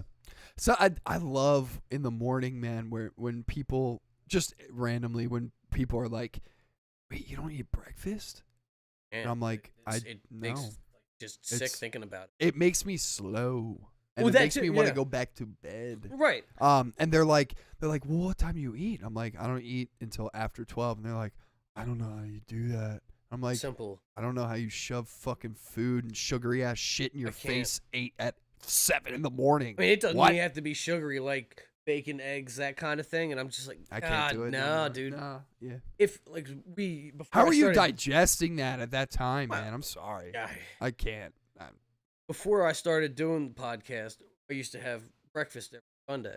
Oh. But that's the thing is like I need to be up for at least like 2 hours. Yeah, me too. Before like me anything. too. Yeah. And that's the other thing too. Even with we see it here all the time because I just am an idiot. But with like coffee, I can't be up. Like when I go into work in the morning right now, it's like I get up, I take a shower. Before I get in the shower, I like brew coffee. Yeah. I get out, I drink some coffee, probably not a full cup because I know it's going to hit me hard. Oh, yeah? When I get, dude, like clockwork. I'll get to the office, I'll say hi to my boss, and then literally every day this past week, I was like, let me get settled in, I'll check back with you, blah, blah, blah. That's literal code for I gotta go take a mean shit. Might take me about 10 minutes. Right. Don't know because this coffee is going crazy. So yeah. Cool. But yeah. Yeah, the coffee will do that for sure. Oh my god, it's terrible. Yeah. So let's What fucking. are we getting into? Gonna do Batman? Let's do let's do some. Oh, fuck, man. Well, we got one trailer. We got some articles about another Sony shit tier movie coming out. We got some this shit. I don't even know why I put it in there. I mean, who cares? And then we got so let's do Batman first. That's gonna take up some time. We might, to be honest, guys, we might not get to the boys. We might not get to the boys. Might have to do 2 episodes tomorrow, or not tomorrow. The next week, something. I don't fucking know. Hey, Disney, ooh baby, Kristen Ritter, please sit on my face. Yeah, Kristen Ritter's so fucking hot. 5 minutes. The scene is 5 minutes long. So we're gonna check this out, guys. We're gonna see what's up. We're gonna watch this for 5 minutes. We're probably gonna judge it. I am. You are. I probably will. I don't know. I've heard You have mixed things. prejudgments, so that's. I've seen one frame and I got some prejudgments. I know. Well, you already saw the whatever it was post-credit scene, the ending of. Well, yeah, well, right. So yeah. you already had judgments. Saying. Oh yes, that is true. Yeah, go ahead and roll it. Yeah, we'll get into it. All right, let's do this. Let's watch this deleted scene.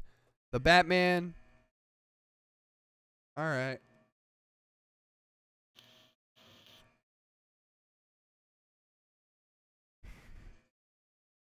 That is a long alarm bell.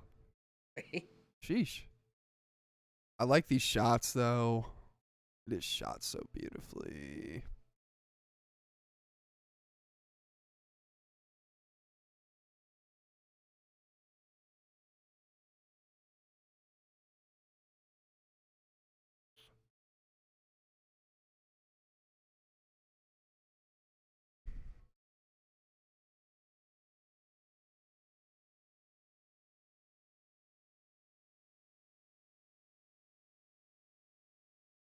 Ugh.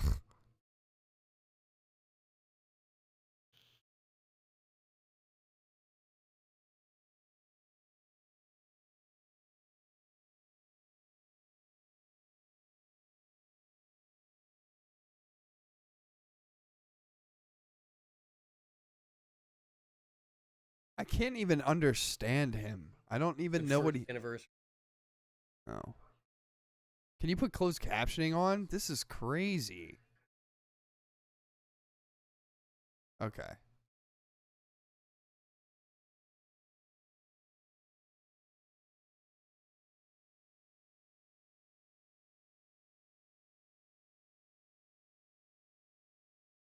Damn. Yo is fucked up. Acid. Yeah. Need to get the good acid. Ace. Shit, bro.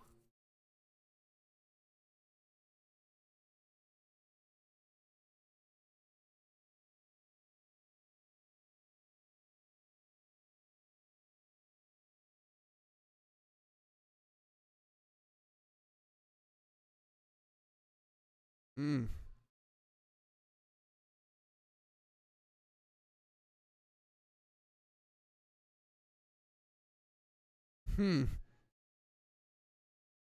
Look at that shot with his reflection on the glass. Right.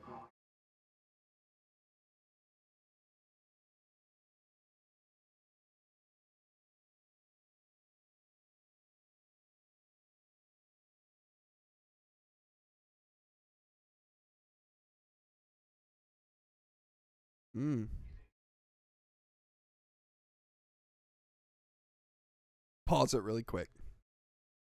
I'm going to just come out and say this. This should have been in the film. Agreed. Man.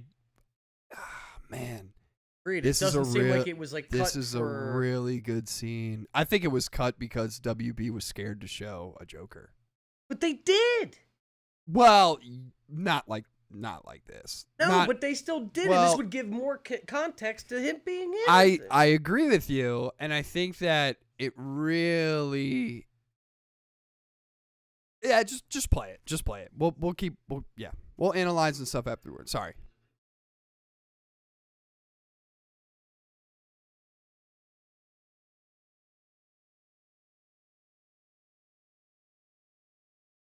Wow.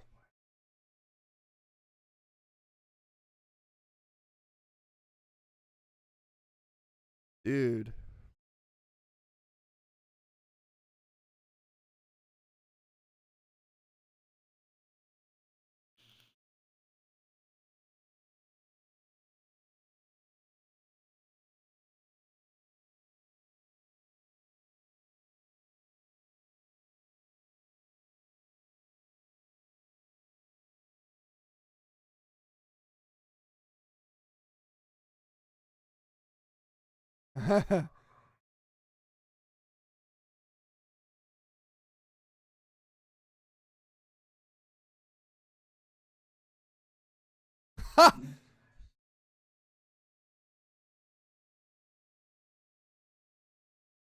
Oh, man, dude.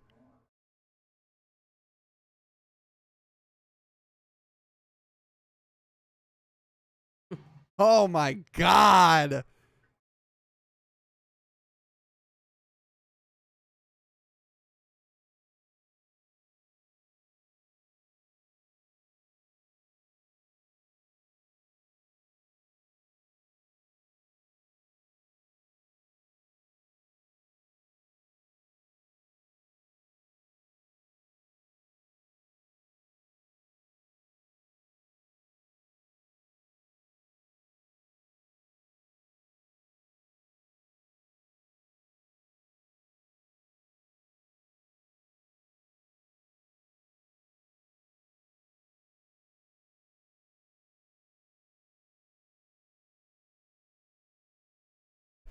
Applause. It's the alarm. Yeah, I It's know, applause. right? Yeah. That's hilarious. So, that was incredible. Yeah. I agree. Barry Keoghan, I may have been wrong about you. One honorable mention that I will mention about Barry Keoghan. As of right now, he is the only actor to be in Marvel and DC with characters that are ongoing. He's in the Eternals. He is a Celestial. Yeah. Or no, he is an Eternal, not a Celestial. No, sorry, got it confused. He is a Celestial. In the Eternals. Yes. He can control people's minds and stuff like that in the Eternals, and he is the Joker in DC. So does that let's unsour go with pros first. I wanna give everybody their flowers. One, Matt Reeves. Wow. Awesome. Wow. Awesome. What the use of fucking aperture and blurring out the right behind the glass. Beautiful. Perfect. Like that's all set so great. So good. The dialogue in this scene, bone chilling. Mm-hmm. Love the music in it too. Very eerie. Color grading looks just as good as the other movies, all that type of shit. I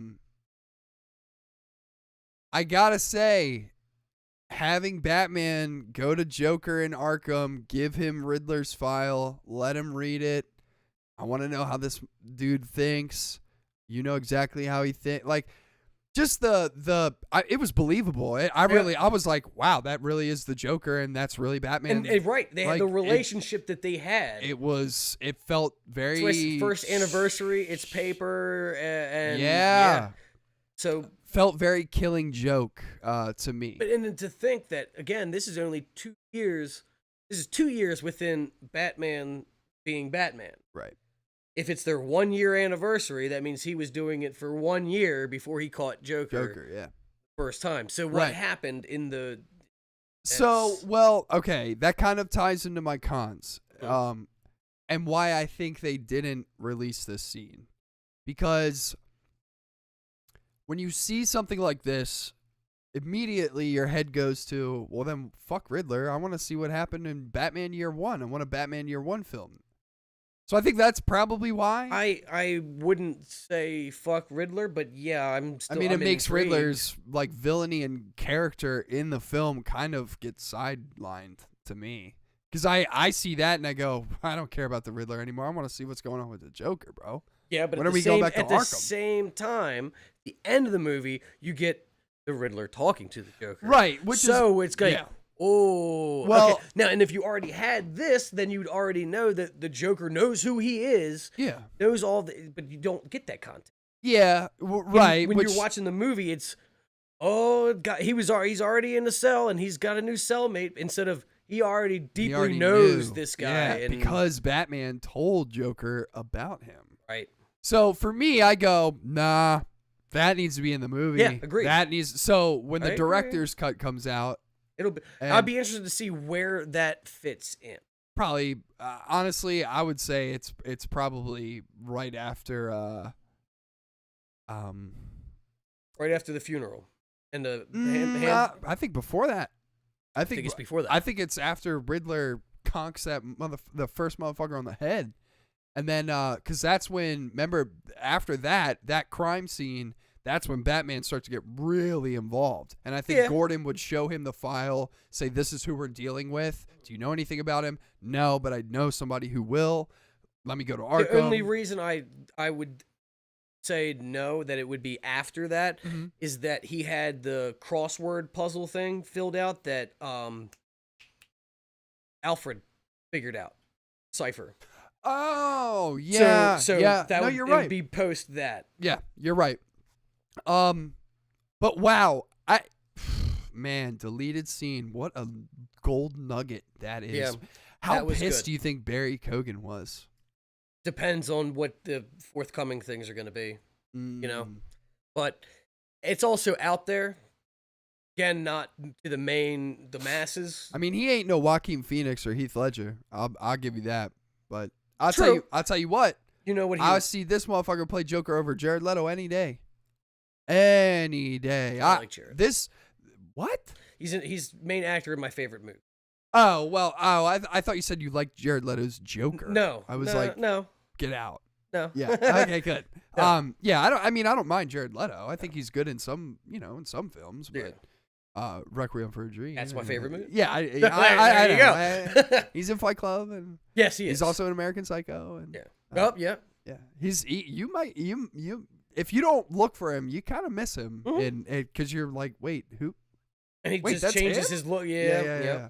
But you know what he reminded me of the Joker there, just his delivery and performance a little bit. Sure.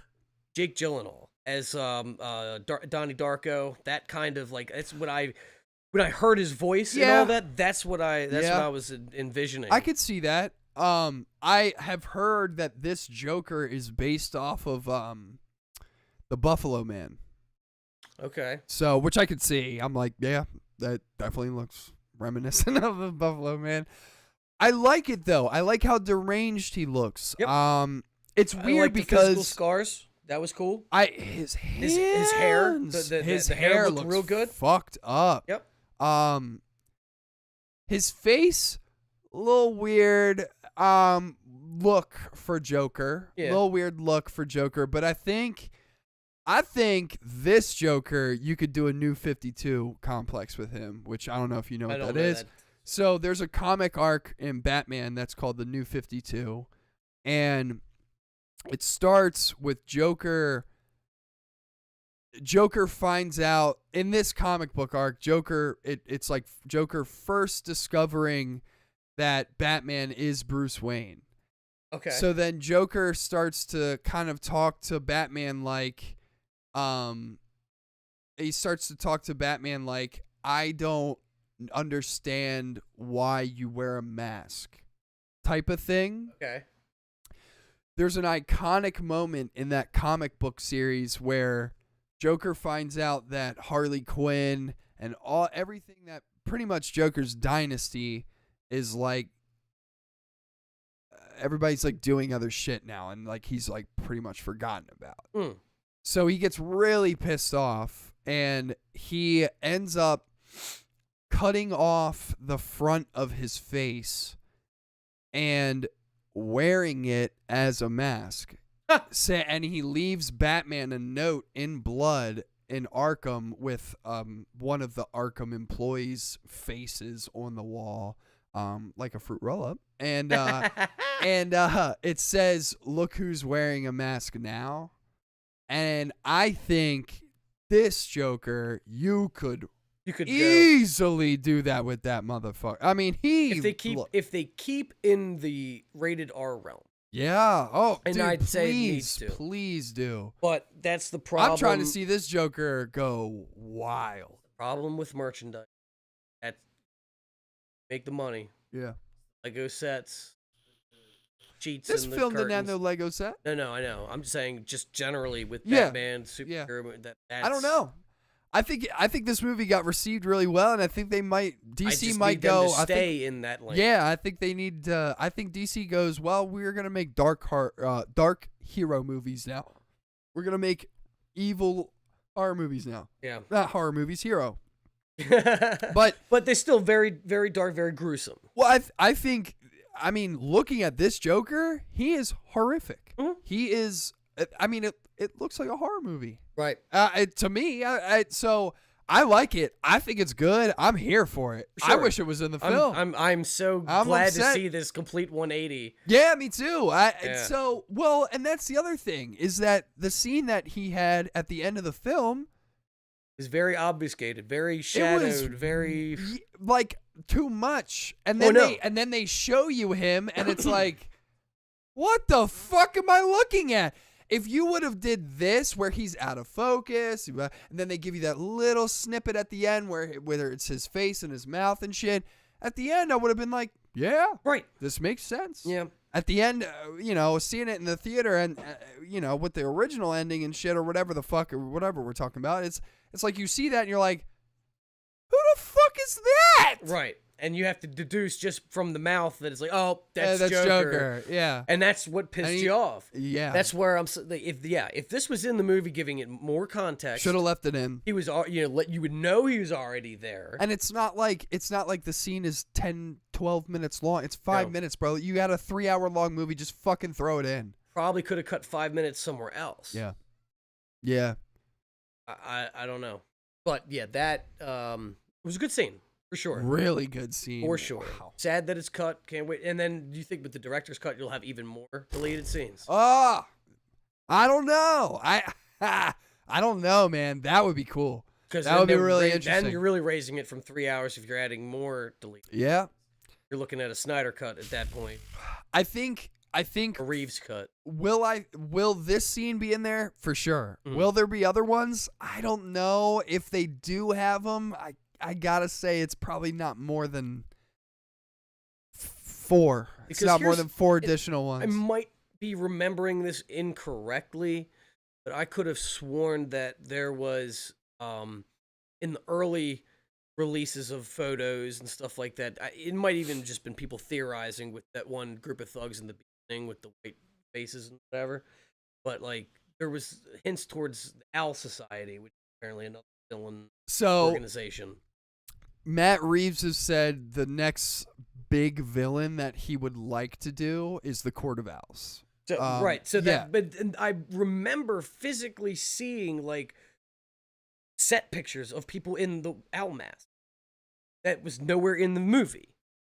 So that's where I was like, but was this whole thing cut? Was that on here? No. No. This I was gonna say because we've looked at what is it called? Arkham Knights, which is a new Arkham game coming out where that is the big baddie in it, is the Court of Owls. But yeah, I could have sworn that that's what I had seen earlier on.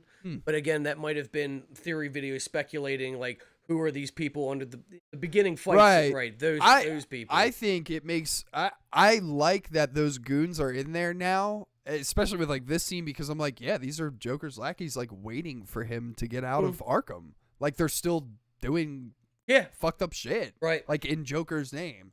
Like True. See, that puts a whole nother thing. That's what I'm saying. Love It kind of like that's this scene alone for me kind of like tied off every knot that I was like, what about this? Like what's happening? And it's like, well, it didn't get tied off because they fucking cut the tie. Yeah. But man, wow. Yeah, great scene. One question for you about this that I'm just interested to hear. Do you think that we might get a Riddler cameo, Joker cameo in the Cobblepot show? Or maybe Cobblepot goes to Arkham, something like that. Or maybe he gets locked up in Arkham, has to talk to him. Something like that, where it's just like, hey, Cobblepot, or like something like that. Yeah, but or hi, Oz, or something like that, where it's like, would the Riddler know who Cobblepot? Yeah. Yeah. Oh yeah. Oh yeah. Because he knew who Falcone was. Yeah. And I think Joker would, just because it's fucking Joker. Right. And Joker knows about all the competition in Gotham's crime syndicate. So, and here's the other thing. In the comic books, Joker makes kind of a secret society with Cobblepot, Riddler, Bane, Ivy, have them, and Killer Croc. So maybe they're setting up for a crime syndicate where all of them go up against Batman in some way, shape, or form. I want Mr. Freeze. Where's Mr. Freeze? Victor Freeze doesn't do that shit. You know why? Why doesn't he do that? Morals. You know why? No, that's the exact opposite of what he is. The only thing that's keeping him alive. It doesn't benefit his wife. No. Because she's frozen. He keeps trying to figure out a cure. So he doesn't do crime shit unless it involves him trying. If someone has his wife, like the chamber, and they're like, I'm going to fucking pop this bubble, and then he'll do crime shit like rob a bank. Out of here. But yeah, he's not like Arnold Schwarzenegger, like, you got to chill, and like shit like that. Like freezing people just because. No. Right. No. He does it all for Wanda. Of course. For fucking his wife. This is how I'll always remember you. I just remember that because I sampled his monologue that he has in the Batman 90s animated. Animated. That's in my I was like, album. that was definitely not a Schwarzenegger impression. No. No matter how much you think that was close. You got to chill. Yeah. Love Everybody. that. Yeah. Yeah, it's so great. Stupid. So many puns. Remember his like lair is just like an ice skating rink, and everybody has ice skates on, and he's walking around in like a fucking blue robe. Yeah. What a fucking dumb movie. Awesome. God damn it. See something. Freeze. Batman Returns. Supposedly, Flashpoint might resolve a plot hole in one of. I can't remember. You might be talking about Justice League Unlimited. No, it was like the face gonna be in it. Michael Keaton? Yeah. Yeah. One of the Batmen that he was in, there's apparently a plot hole in the movie. Alien 2. Right. One of those two movies, there's a plot hole in it that supposedly is going to be fixed or could be fixed. Can't remember. It's got to be the second one. Yeah, it has to be. While you figure that out really quick, I got to take a quick pee-pee break. Pee-pee break? Pee-pee! All right, let's see here. What do we... Batman... I know I seen it on there. Batman... Plot hole... Flash, baby. Let's see what... here we go. Screen Rant. Good old Screen Rant. With Michael Keaton possibly coming back as Batman in The Flash, the film can provide resolution to a major plot hole left by Batman Returns. The future of the DCEU is set to really open up and explore the idea of the multiverse, which the Arrowverse has already started doing. And with that comes the return of Keaton's Bruce Wayne from Tim Burton's Batman movies. All right, so what are we... We're going to address the biggest issue that film never provided an answer to. What's the answer? Here we go. So the plot hole is in Batman Returns, the Caped Crusader is framed by the Penguin for kidnapping and murdering Gotham City's Ice Princess. This was part of the larger aim of the Penguin and the corrupt businessman Max Schreck, played by Danny DeVito and Christopher Walken, respectively, to force a recall election in order for the Penguin to become mayor of Gotham City. But this plan is thwarted when Bruce Wayne plays audio during a rally of the Penguin showing his true colors.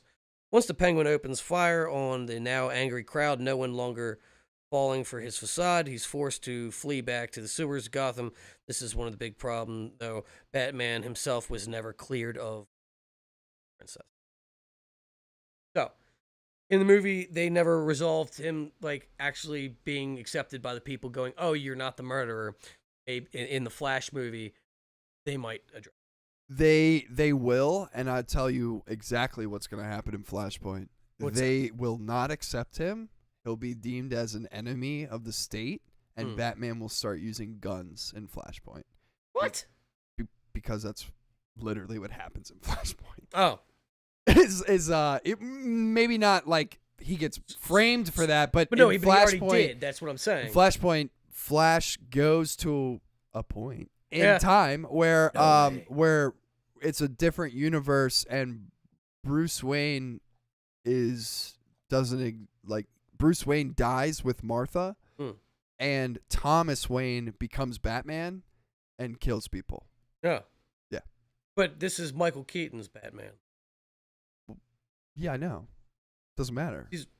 So it could have been not Bruce, but. Well, no. So what'll happen is he'll be Bruce Wayne, but he'll be bad. He'll just be shooting people. Yeah. Yeah. Well, because of what had happened, and like, everybody hates me, and the cops are always looking for me. I gotta, and everybody's trying to kill me and stuff. He gets to the point where he's like, you know what? I'm breaking my code. Now I'm gonna just kill all of you.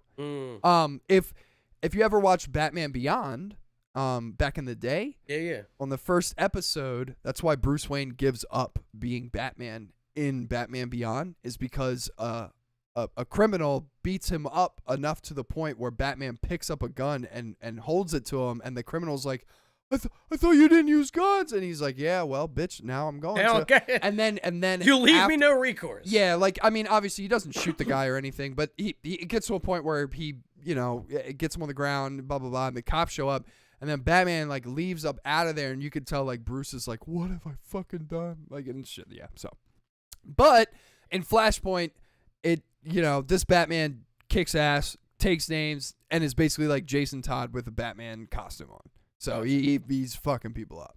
Gotcha. Because he's lost everything. He's lost Gotham, he's lost the police, he's lost Martha and his son. Like he's switching to a Sony/Marvel. Sure. They're gonna do that with Man. What do you mean? There's been talk like making another Spider-Man universe with him in it. Not another universe. It's just it would be another movie. But he alluded to him going down a dark path. And there's been talks because people have been asking him about it, and he'd be willing to do another movie. Yeah, of course he would. And all this. Of course he would. Well, yeah, of course he would. But, that's been talked about it. I think if they did do that, now would be the time. I mean, you put Tom Hardy in it, you put Venom in it, and I don't even know if you do that. You would have if it's Spider-Man, you gotta make him Black Spider-Man. Yeah, Black suit Spider-Man has to be symbiote. Why does it have to? Because that's just like the lore of it. That's not what he said in No Way Home, though. He'd say he was taken over by a symbiote and went down a dark path. Well, no, but it was the death of losing Gwen, right. But I'm saying like if he went down a. Now I don't even know if you can make that though. Well, because he's already had his redemption. Well, right, yeah. Well, but that's what I'm saying is like if they did it, they'd have to put Venom in it. They would have to, because that's if he's already had his redemption arc and then he goes back down another dark path. I was just talking about showing the dark path that he did go down. Oh, you mean like after? Yeah, Gwen not like again. Not again. Just showing that. Yeah, I don't know. I don't know. Dark Spider-Man movie. I don't know. Dark any of these movies would be good.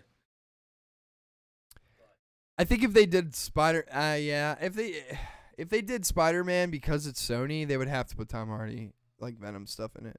That's just, Right. just like speaking of it If from like a if it's Sony. yeah, right. Well, I mean, like who else could do that? I don't think anybody else could do that. It would have to be Sony and Marvel. You're right, Sony and Marvel. Marvel would never be like, yeah, let's show Spider-Man smoking cigs and chaining up fucking criminals and beating them up with a bat. Or But like maybe they see the Batman and they go, oh, well, maybe we need to do that. Yeah, Marvel Studios looks at something that DC Studios doesn't go. That would be a turning point. I don't No, know. I know they wouldn't do that because They'd they're have to have, already like, an they're already talking Endgame about moment. dumbing down, Deadpool. No, they're not. Deadpool's rated R. Still. I know, but I don't. Going forward from here, Oh. I don't know if they're going to keep it the same. Yeah, probably not. That's the whole. Because I know he's going to Probably be not. joining up at some point. Yeah, he's going to be a And- part of the X-Men Right, squad. Right. So how can you have this one character where the R stuff worked, all these other ones where we didn't want anything near that to be? It's gonna be one or the other. Either it has to go up to R or down to 13. Yeah, And it's gonna go down to 13. I think you're right. Yeah, Sucks. at least the next Deadpool movie will be R though. if it's just If it's Deadpool, singular. Maybe. and again maybe it won't because now Marvel's not Fox. Well, no. Is it Fox? Marvel has confirmed the next Deadpool movie is for sure R. Okay. Like they said, like for Toys R sure. Us. Yeah. It's Like, all- yeah. We weren't too specific on which R it is. No, it's definitely gonna be rated R. Okay. After that, I don't know. You're probably right about after that. So So to get 13, I think it's one F-bomb you're allowed. So yeah, if they drop 2, it's R. There you go. yeah. I mean, you killed Deadpool in interesting ways, and I mean, And he comes back. but that's what I'm saying. I mean, you kill him and show him regenerating, and that's basically R right there. I mean, some of the shit that they've done to him in the last 2 films. Mm-hmm. Oh, yeah, but, But that's there's what I'm R. saying. I mean, how many? but Thanos got decapitated, and that's 13 because it was 'Cause no shot blood. rolled, no blood. Yeah. Yeah, exactly. I wonder. Maybe it'll be Deadpool chopping up a bunch of aliens and stuff. Have like purple blood. Alien and blood's stuff. fine. Yeah, I was gonna say maybe that's what you'll see Totally is fine. rated R alien combat stuff like that, or Guardians, because X-Men. Skrulls, I mean, green you could, blood. yeah, but aliens might already be on Earth, like the They already Skrulls are. and They the already are. Celestials and fuck. I hate how you can just answer all this with just multiverse. It's a PG-13 multiverse over here. Our Deadpool doesn't kill people. He just incapacitates them. Yeah. Yeah, I don't well, know. Speaking on Multiverse. Look at these segues. Into a mess.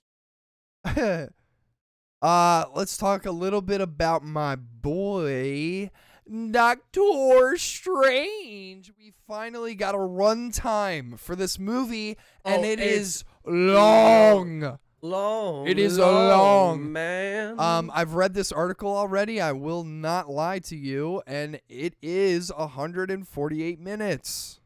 Okay. That's long. Well, but we were just talking about the Batman and adding an extra 5 minutes into 3 hours is no big deal. Yeah. No. So let me just preface all this with saying this. I am all for 5-hour-long movies if you want to make them that long. I don't give a fuck. As long as there's content, like not Well, fluff, yeah, right. but Well, like take for instance, like Snyder Cut, 4 hours, baby. I am down. Let me No, put but my I would feet up. also been okay with them splitting it up into the acts if that was all different episodes. Oh, you mean like the chapters and Mhm. stuff of it? Yeah, Yep. me too. I So like that. That would have been See, fine. But I like that because you have to be interesting when you have that long runtime. Mhm. How do we break this up? Well, let's break it up into chapters. Let's make it interesting. Right. That kind of shit, I'm like, that's innovative. I like it. Yep. That's awesome. Well, also Superhero thinking movie. of like, your average viewer or whatever might not have 5 hours to sit down, watch everything. Exactly. And I watched way the a first movie- 3 chapters of the movie. I'm going Right. to watch it later tonight. Well, again, this kind of gets how you said it was broken up into sections. Yeah. Normal movies, though, there's not really a point where you can go like, oh, okay, I can pick it up from here. You know what I mean? Yeah. Man, you know what we should normalize? Normalize putting intermissions Back in the movies? halfway through the film. Yeah. When I Instead saw of your Hateful 90 Eight- minutes dumb shit, then have it at do the 90 minutes and then have your intermission and then boom. When I saw Hateful Eight on 80 mil at the Senator, Hmm. it had an intermission. Oh, in really? between it. Yeah, and people got up, went to the bathroom. Right. And did then you their got people thing. talking. Yeah, people are this- talking about what happened in the movie thus far. Right. It was cool as shit. Right. I liked it. Actually, yeah, if you get back to even more like the play styles of intermissions where you have to get up out of your seat. Yes. You have to get the go. fuck out. Yeah. Like, they had Dude, to change the let's do sets it. and stuff like yeah, that. bro. I'm for it. Yeah. I'm for it. I don't see it, especially if there's something like that. Yeah. And that's more of an experience. After it's 3 not just like chapters, intermission. I'm watching, the newest Pixar movie or Right. whatever. Yeah. Where it is 90 minutes or whatever and we're Yeah, done. right. This is more of an 4-hour experience. movies should have intermission. Yeah. And you Yeah. planned for it and it's Right. accommodated that way. And it could spark sales in theaters. People go back out, maybe buy another soda. Yes, true. Maybe buy some more Well, popcorn. and it also just gives the viewer a chance to go to the restroom or whatever. Right, yeah, not Instead miss of anything. shit, like this seems like a really intense scene, but I gotta pee, and I I gotta am hold- not paying attention to a word Yeah. he said. Yeah. So I like it. I'm all for it. And 148 minutes, man. I mean, that's 2 hours and like what? 2 hour 28. 2 hours 28 minutes. Math. It's right there too. Oh, is it really? Oh, you cheating ass. Yeah, motherfucker. buddy. Yeah. So 2 hours 28 minutes. I'm for it. I say fuck that. Make it 3. Right, that's kind of I was about to You say know? earlier too. I was like, Fuck the 28 minutes. Let's make it 3. Give me the other 12 minutes, and Yeah. I'm sure there's some deleted scenes that might not have had. Oh, to be hell deleted. yeah. But I think that's really awesome. I love the runtime. I'm for long superhero movies. I like it. I think it's cool. Okay, I'll pose you another one. Mm-hmm. So, what about a 2 hour and 28-minute long Eternals movie? I'm for it. No, for real. How long was the regular Eternals movie? 2 hours 20 minutes. Oh, it was okay. Yeah. Well, but you didn't like it. I liked parts of it. Okay. But You fell asleep 2 times watching it. Okay. Hold on now. Let me preface with some shit here, okay? Fell asleep, 1, because started watching it 1 in the morning. Right. Okay? You also did you have a plain Jane? I did not Yeah, have a no- plain no Jane, plain Jane? but it would It's have been good a for good time. relaxation. It would have been a good time to have a plain Jane. Second time, fell asleep because I was bored. Oh, really? Yeah. So get out of town. now listen. Let me defend myself here for a minute. Yeah, Was bored, but I went back and watched it for a third time. it's true. And I was genuinely interested in getting through it and like what I wanted to. The runtime didn't bother me. Yeah. Like the fact that the movie was 2 hours and 20 minutes didn't bother me. I was for it. It was what filled that 2 hours. And 20 Yes. minutes. That's kind of what I was I'm getting like, at. yo, this is So bad. although yes, you were fine sitting there to watch it. That's Yeah. where I was saying, don't make a 2 hour and 20 movie if there's not 2 hours and 28 minutes worth of story, content yeah. that is going to be impactful. Now, did I think it was going to be a good movie? Yeah. Mm. I mean, what you sue thought. me. Yeah. Like, I thought it was going to be good, but it definitely was not. Like, it was not a good movie. It was a decent film. Do you think it would have been better had it been shorter? No. I think it, honestly, Needed Can't to be believe longer? I think I can't believe I'm about to say this, but Needed to be longer. I think if it was shorter, it would have been worse. It would have been worse, dude. It would have been way worse. Really? Dude, they cover a lot in that fucking movie. Well, that's kind of where I was. What if you cut down the amount of characters or whatever? Like, Can't. how not? Can't Because do it is these specific Eternals, and it's all. And the baddie in the movie makes them, so it's like his kids, and like they're always together, and you can't count anybody out of that. Like it just wouldn't have worked. Like even Really? more. Yeah. Really? I mean, they changed the deviants in that film. The deviants in the comics are humanoid. And that's why the Eternals like are looking for them, is because they're hiding as humans. The Not what I've seen. Yeah, the deviants in this film Or look like out of Elden Ring or something. Yeah. Dark Souls. It's like, dude, what? Why? How did nobody notice these things? Like, what the fuck? And this one can talk? Like, what? Right. Well, he absorbed people. Right? He talks. I know, but he absorbed somebody first.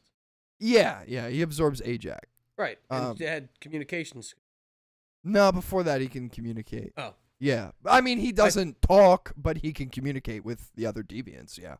Well, with the other deviants, yes, but with everybody else. No, she had telepathic power. Who? Ajax? No, Ajax can heal.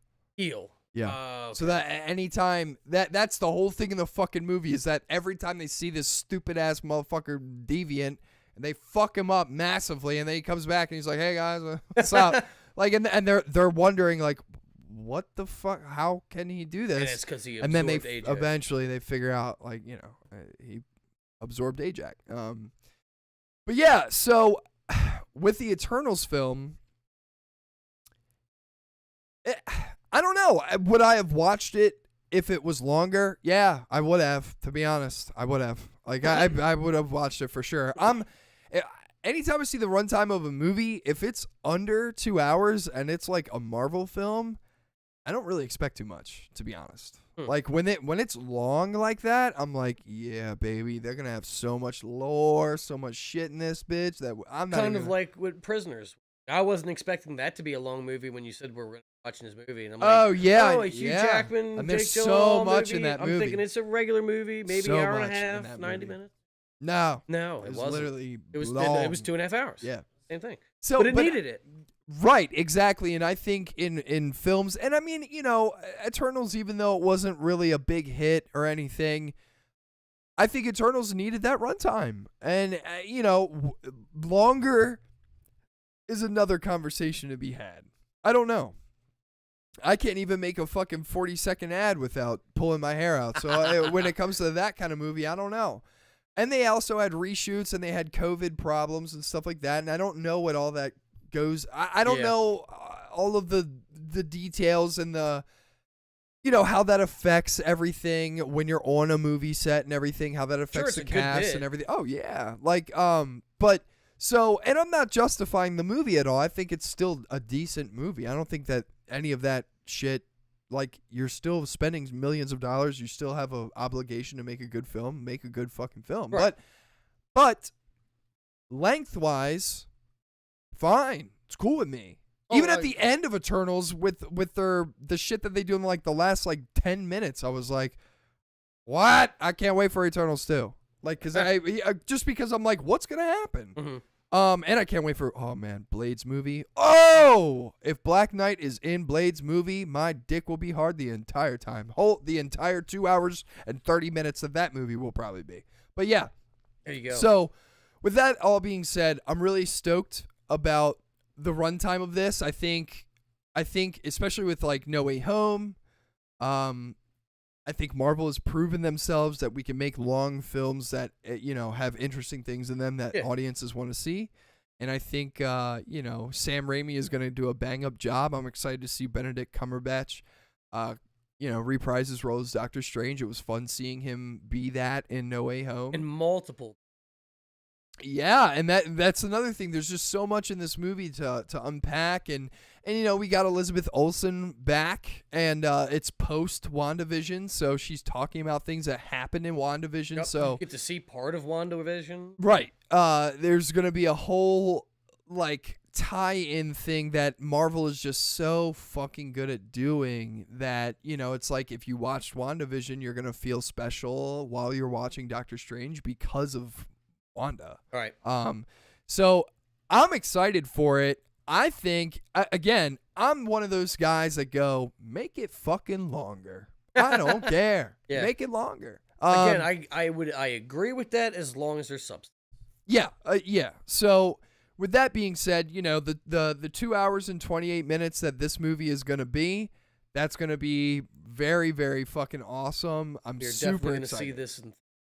Oh, when it yeah. comes out. Dude. Yes, sir. Can't wait. Yeah.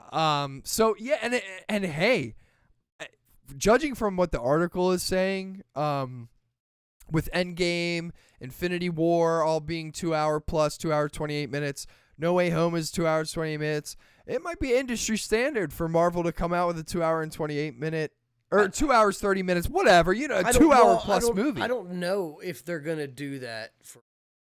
You mean Now, like big heavy hitters like this though? Yeah. So if you have Infinity War, Endgame, sure, those were big, multifaceted, like everything's coming together type things. Eternals, I guess it needed it for the amount of characters it was trying to introduce. Yeah. And Yeah, that plot line. Yeah. No Way Home, again, kind of like a lot of big characters in that. tentpole. Well, there's a lot of characters, but it was a big tentpole. Like we are trying to introduce something huge here. Yeah. So it needed point. that runtime too. So this again is going to be something this is going to change the facets of things coming here on out. So it's going to need that time to really get you accustomed to like this is what's going on. This is what's going to happen. Type deal. Yeah. I don't know if I can't think of a movie that's Guardians of the Galaxy or Thor: Love and Thunder. I don't think Thor: Love and Thunder is going to be 2.5 hours long. I disagree. You think it will? Oh yeah. What was Ragnarok? Yeah.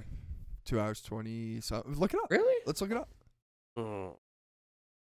I think I'm pretty sure Ragnarok is 2 hours 20 minutes. Or 2 hours and like 15, 2 hours and some change. That movie is not an hour and a half though. I fucking know that for a fact. 2 hours 10 minutes. Yes, I knew it. Yeah. I knew it. And that movie is amazing.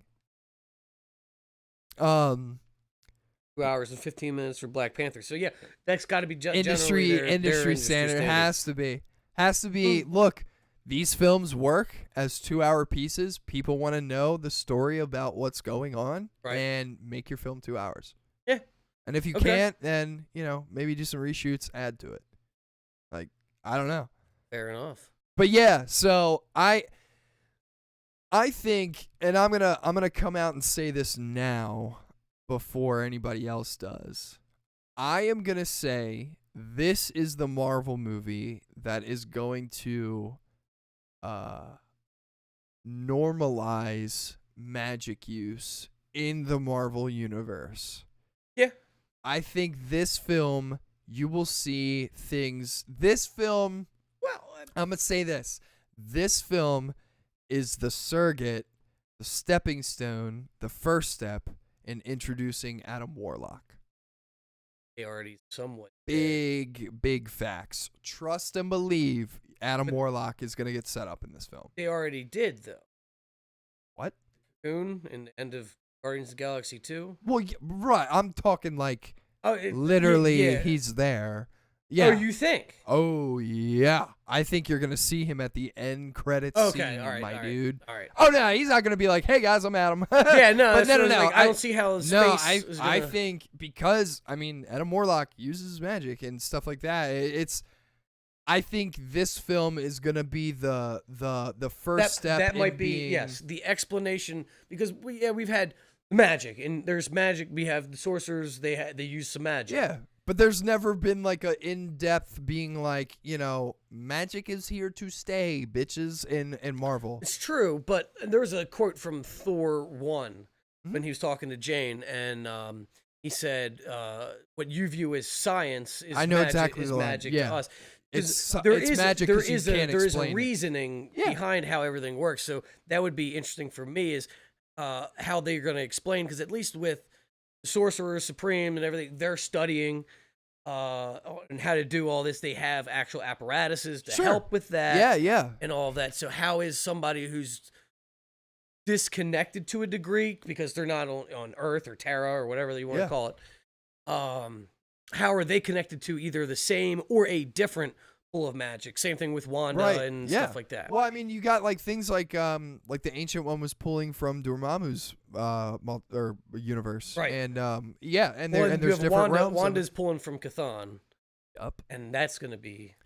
Yeah, so it's like Chthon's gonna, but that's the. That's what I'm saying though, is that like this movie is gonna be so cool because it's like everything is gonna be like magic, bitch. It's magic. It's magic, bitch. Like the whole time. How is magic related to the multiverse?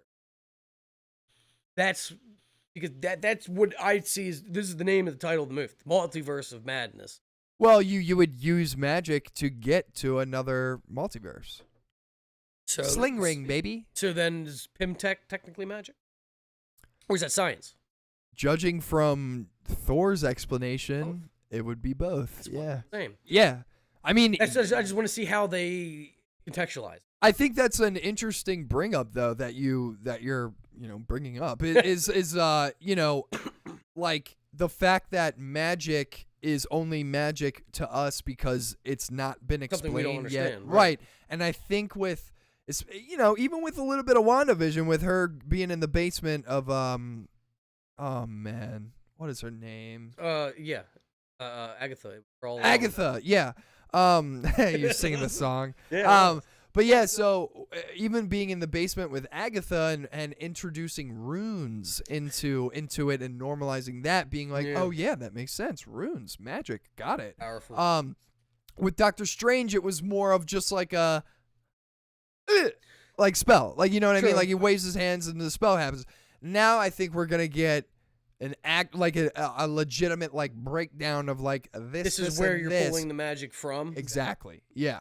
And I think like you said, where it's like there's different magics. Some are alchemy, like Pym particles and stuff like that, where it's like that's magic. Mm-hmm. But it's not magic to us because it's explained through science would be like the communication. So that's or kind like of where like how would runes do anything? You know that right. I need to understand this as a nutcase in these. yeah. But I love it though. I think it's really cool, and I'm really excited for the film. It's gonna be cool to see everybody come back in this, and with the whole Tom Cruise thing and Patrick Stewart and everybody being involved in it. And apparently, I don't know if you saw this, but Halle Berry changed her hair. And so she's it's white. Woo. And it's fucking so it's short. Gothica too. No. What? Oh my God, Gothica! I Holy love shit! Gothica. Yeah, that's an old ass film. It is. That poster for that movie used to scare the Oh, shit out of me. Right. Fucking rains all in the window and shit. Oh my God, Halle Berry, you could still get it. Yeah. Man, So she's she changed beautiful. her- You hear that Patrick Stewart didn't even recognize his voice in the trailer? What? Yeah. How? I don't know. He's like, Bitch, I don't know. you old. He had an interview. He was like, I don't Turn know what your they hearing did. aid They up. did with it, but they altered my voice. I couldn't even tell it was me.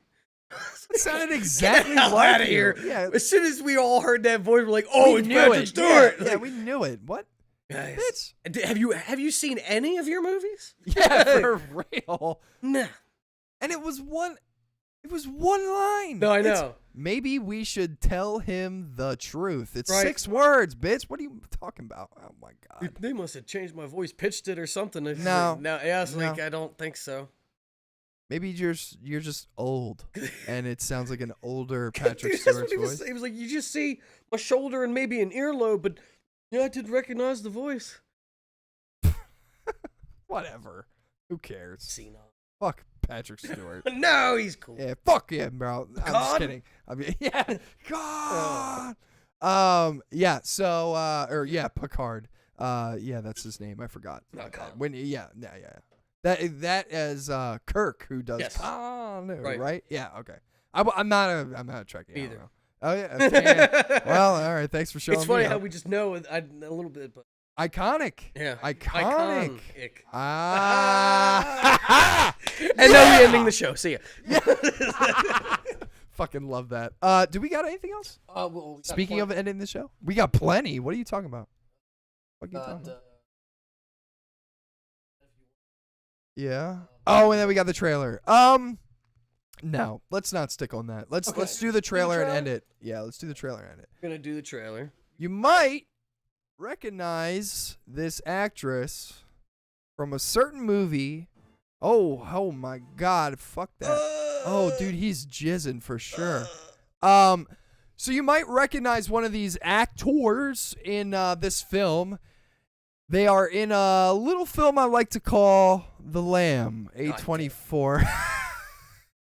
If it's the fucking Lamb, I'm gonna. It's not. But you might recognize. But the yeah, I know. It's like the sequel. The sheeple. Yeah. Oh. The goatening. The sheepening. Yeah. So yeah, one of the actors from The Lamb is in this film. I don't know anything about this shit. Apparently, it hits April's. Wow. Yeah, April Fool's. April's 1st. So I think I just had 30 things go through my mind while I said that sentence, and they all came out as that. Like it just came out as a bunch of words. Yeah. So sorry for that word vomit. I meant to say this hits theaters in April on April 1st. Joke might be on us because it might be a bad film, but I don't know. Let's check out the trailer. Let's see what's up. This is the You Won't Be Alone trailer number 2. Second one. Yeah. The first one wasn't good enough. Oh, yeah. We're getting sexual, dude. I'm liking it already so far. And it's in another language. Let's go, dude.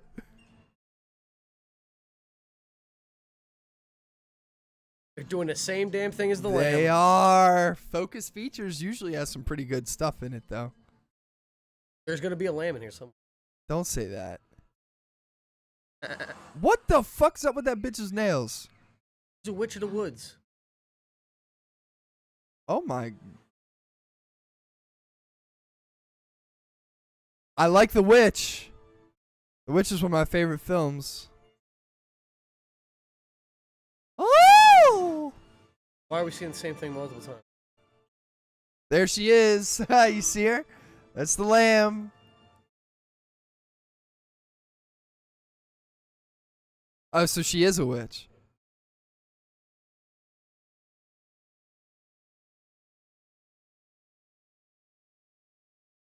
For every hymn? What?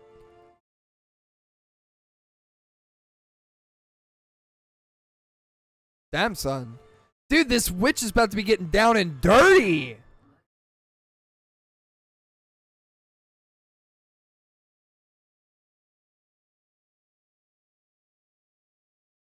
I like it. I want to see it. Oh, in theaters. Oh, that's fucky. I don't like that. Whatever. Whatever. I don't know if I'll go to the theaters for that, but we chillin', and it looks pretty interesting. Wonder if that'll go on HBO or anything. I don't know. It didn't. Well, it might at some point. I'm sure it'll go on that site that we use too. Well, if it's on there, then watch it. Yeah, right. Exactly. Yeah, like if it's on there, I'm gonna watch it for sure. But looks pretty interesting. I don't know. I just found it this morning or something. Was like, oh, let me check it out. Yeah, I don't know. Too lammy for me. Too lammy, huh? Now because, well, I didn't see anything with the You Lamb. need to watch Midsummer, dog. I know. But so you didn't know about you knew about the Lamb. No, I didn't know. I've never seen that. I only saw watched the trailer. And the trailer didn't show the Lamb. Nah, showed it maybe twice. So I knew it was like a person? lamb baby thing. Didn't know it was Lamb. I didn't know. I didn't know it. I didn't know everything about it. No. So I didn't know anything about it going into the movie. Yeah. And how it started, like the witch material, that kind of thing, and then kind of a bait and switch. And it was not. Yeah, no. It really wasn't. It really wasn't. It really was not. It showed a lot of scenes where it would be like, oh. Yep. But I still have a fear that it might bait and switch. Might be a little me. lammy. Yeah, might be a little lammy. I don't know. I think the next movie we should watch is Midsummer, hands down. Or Hereditary. Either or. One of them needs to be watched soon. Doesn't have to be tonight. Can be. I don't care. But one of those movies has to be watched. Now, I will tell you this. Maybe it could be tonight if you're free. If not, it's fine. But because Stone isn't here, right, and it wouldn't be two people watching it. It would just be I am the only one that would know like what's going on. Oh, with Midsommar and Hereditary. Like, what do you mean two people won't be watching it? I am involved, no, correct? No, yeah, of course. No, but I for like oh my God, you can see this dog. What is she doing? She was rolling around the bed, but dude, she was completely upside down. She always does that in there. Dude, she is a mess, man. But yeah, so I'm definitely thinking Midsommar, if not tonight, then sometime this week for sure, because you will get your mind fucked by that movie. It's really good. It's really good. And it's not Lammy. Gotcha. It's not a bait and switch. In the beginning you'll be like, oh yeah, it's a pretty cool movie, and then like you'll be like, what is going on? Oh my, like it's like one of those, yeah. So, and they take a lot of mushrooms in the movie too. It's pretty cool. Oh, there you go. And that the like effects that they do and the camera work that is done afterward, it showing the psychedelic stuff. Yeah. Really interesting. Huh, interesting. But I've watched Midsommar. I'm not exaggerating when I say this. I've watched Midsommar close to 10 times. Hereditary, I've only watched about 5. And I think that's just because I like Midsommar more. And Florence Pugh can get it. Get it. God, man, she's so beautiful. Florence Pugh is awesome, bro. Yeah. But either way, I don't know. Episode 50, baby. Season 2. Let's go, buddy. son. All right. Sponsored and all that shit. Got it. You know how it goes. All right. Well, let's get the fuck out of here. I'm done. Yeah, pretty much. Yeah, I'm done. We'll catch y'all next week. Catch y'all next week. Stone will be here. We'll report back if we watched Midsommar or win or what. What'd you forget? Oh, I guess we did touch on What? Tiny Tina's. We did not. We didn't talk about that at all. Oh, that was beforehand. Trying to remember. We touched on it very lightly. I'll tell you what. I'll make a deal with everybody. We're not going to talk about Tiny Tina's today. We've had a long enough episode. What are we on in time, by the way? It's what? Yeah, no, it's we're more done. of a movie. We're done. We're done. I will try and see if I can stream Tiny Tina's today or throughout the week for people. Mm-hmm. I am not going to lie. I'm having a really hard time with it. It's not optimized on GeForce or anything yet. And I've set my graphics down. I've been doing some shit, and it's just not working. Maybe I'll try it without the cam, see if that's going to help. I don't know. But I'll try and stream it for you guys. We'll talk about Tiny Tina's next week because it gives enough time for like Stone to get it. I don't know if he did or not. I don't know if he's planning on it, but if he is, then it gives him enough time to play. He's definitely planning on saying that last week. Oh, okay, good. I think so. I could be wrong. But I thought he was definitely planning on getting last night, as far as I knew, this will be the last fucking little rant or whatever I go on before we get the fuck out of here. Last week, as far as I knew, it was me, Kyle, and Jordan getting the game. That's it. Okay, I thought he said Then he told me he's going to get it. I'm like, all right, cool. So that's 4. That's a whole party. Yeah. Dope. Everyone else in the fucking Discord bought it. Everybody's got it now. Not me. Well, yeah, not Mike. But you wouldn't even be able to play with us anyway. That's true. It's not crossplay. Yeah. So, which would suck for you. Yeah. Yeah. So. Well, I technically could buy it on. It's not on Steam. Well, it is on Steam, just not out yet. You can only get it on Epic Game Store. It's so stupid. So everybody bought the fucking game, so now everybody's fucking playing it, and I just thought it was originally going to be like 4 of us, or if like they didn't get it, I was going to play by myself. Now like everybody's got it, so that's cool. Yeah. The other thing that I want to bring up about Tiny Tina's really, really fast, I know I'm trying to get the fuck out of here too, but seriously, the game, day 1, internet services for the game didn't work. Yeah. Please. Really, guys? Really? Come on. Really upsetting. Really, really dumb. And it kind of ruined my weekend, not gonna lie. Or no, it didn't. It didn't ruin my weekend. It ruined my Friday. Was it just like there's just too many people trying to access the server? I think so. I think it got flooded, but at the same time, it's just like, how do you not plan for this? I just don't get it. I don't understand. Well, I mean, I somewhat understand it if it's something like Elden Ring situation where we're looking at 4 million at a good estimate, get 12 million. I think it was more along the lines of like Gearbox stuff isn't nearly as like big as like Elden Ring. So yeah. I don't know.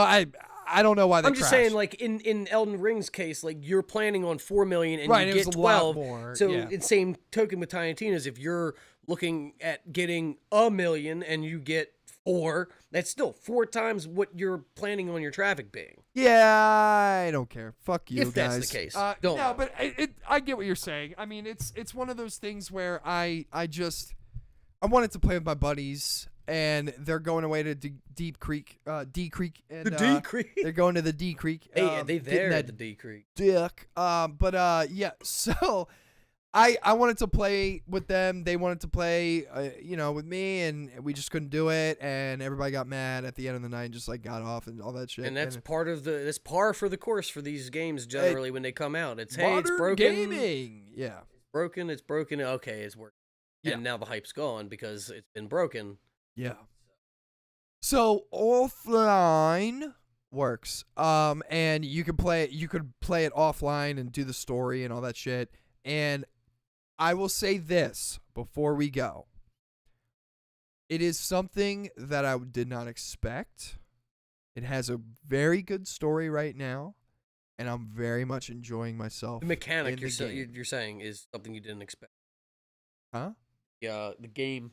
Well, yeah, that as well as the story. I didn't think it would have any story. I thought it was just going to be a bunch of dungeons. You'd go in, make your character. It'd be like Diablo. And you just keep going, get the best gear, and whatever. I play games like that already. Yeah. So I just thought it was that. And then when you get in, it's very much not. And they got like people like Andy Samberg, Wanda Sykes, Will Arnett. Yeah. And other people from the Borderlands cast and everything. But I mean, all of that shit, it's all there, and even Claptrap's in the fucking game, and that's awesome. I did not expect any of that shit to happen, so when it did, I was very pleasantly surprised. I'm glad that they did that, and I've been having a really good time playing the game.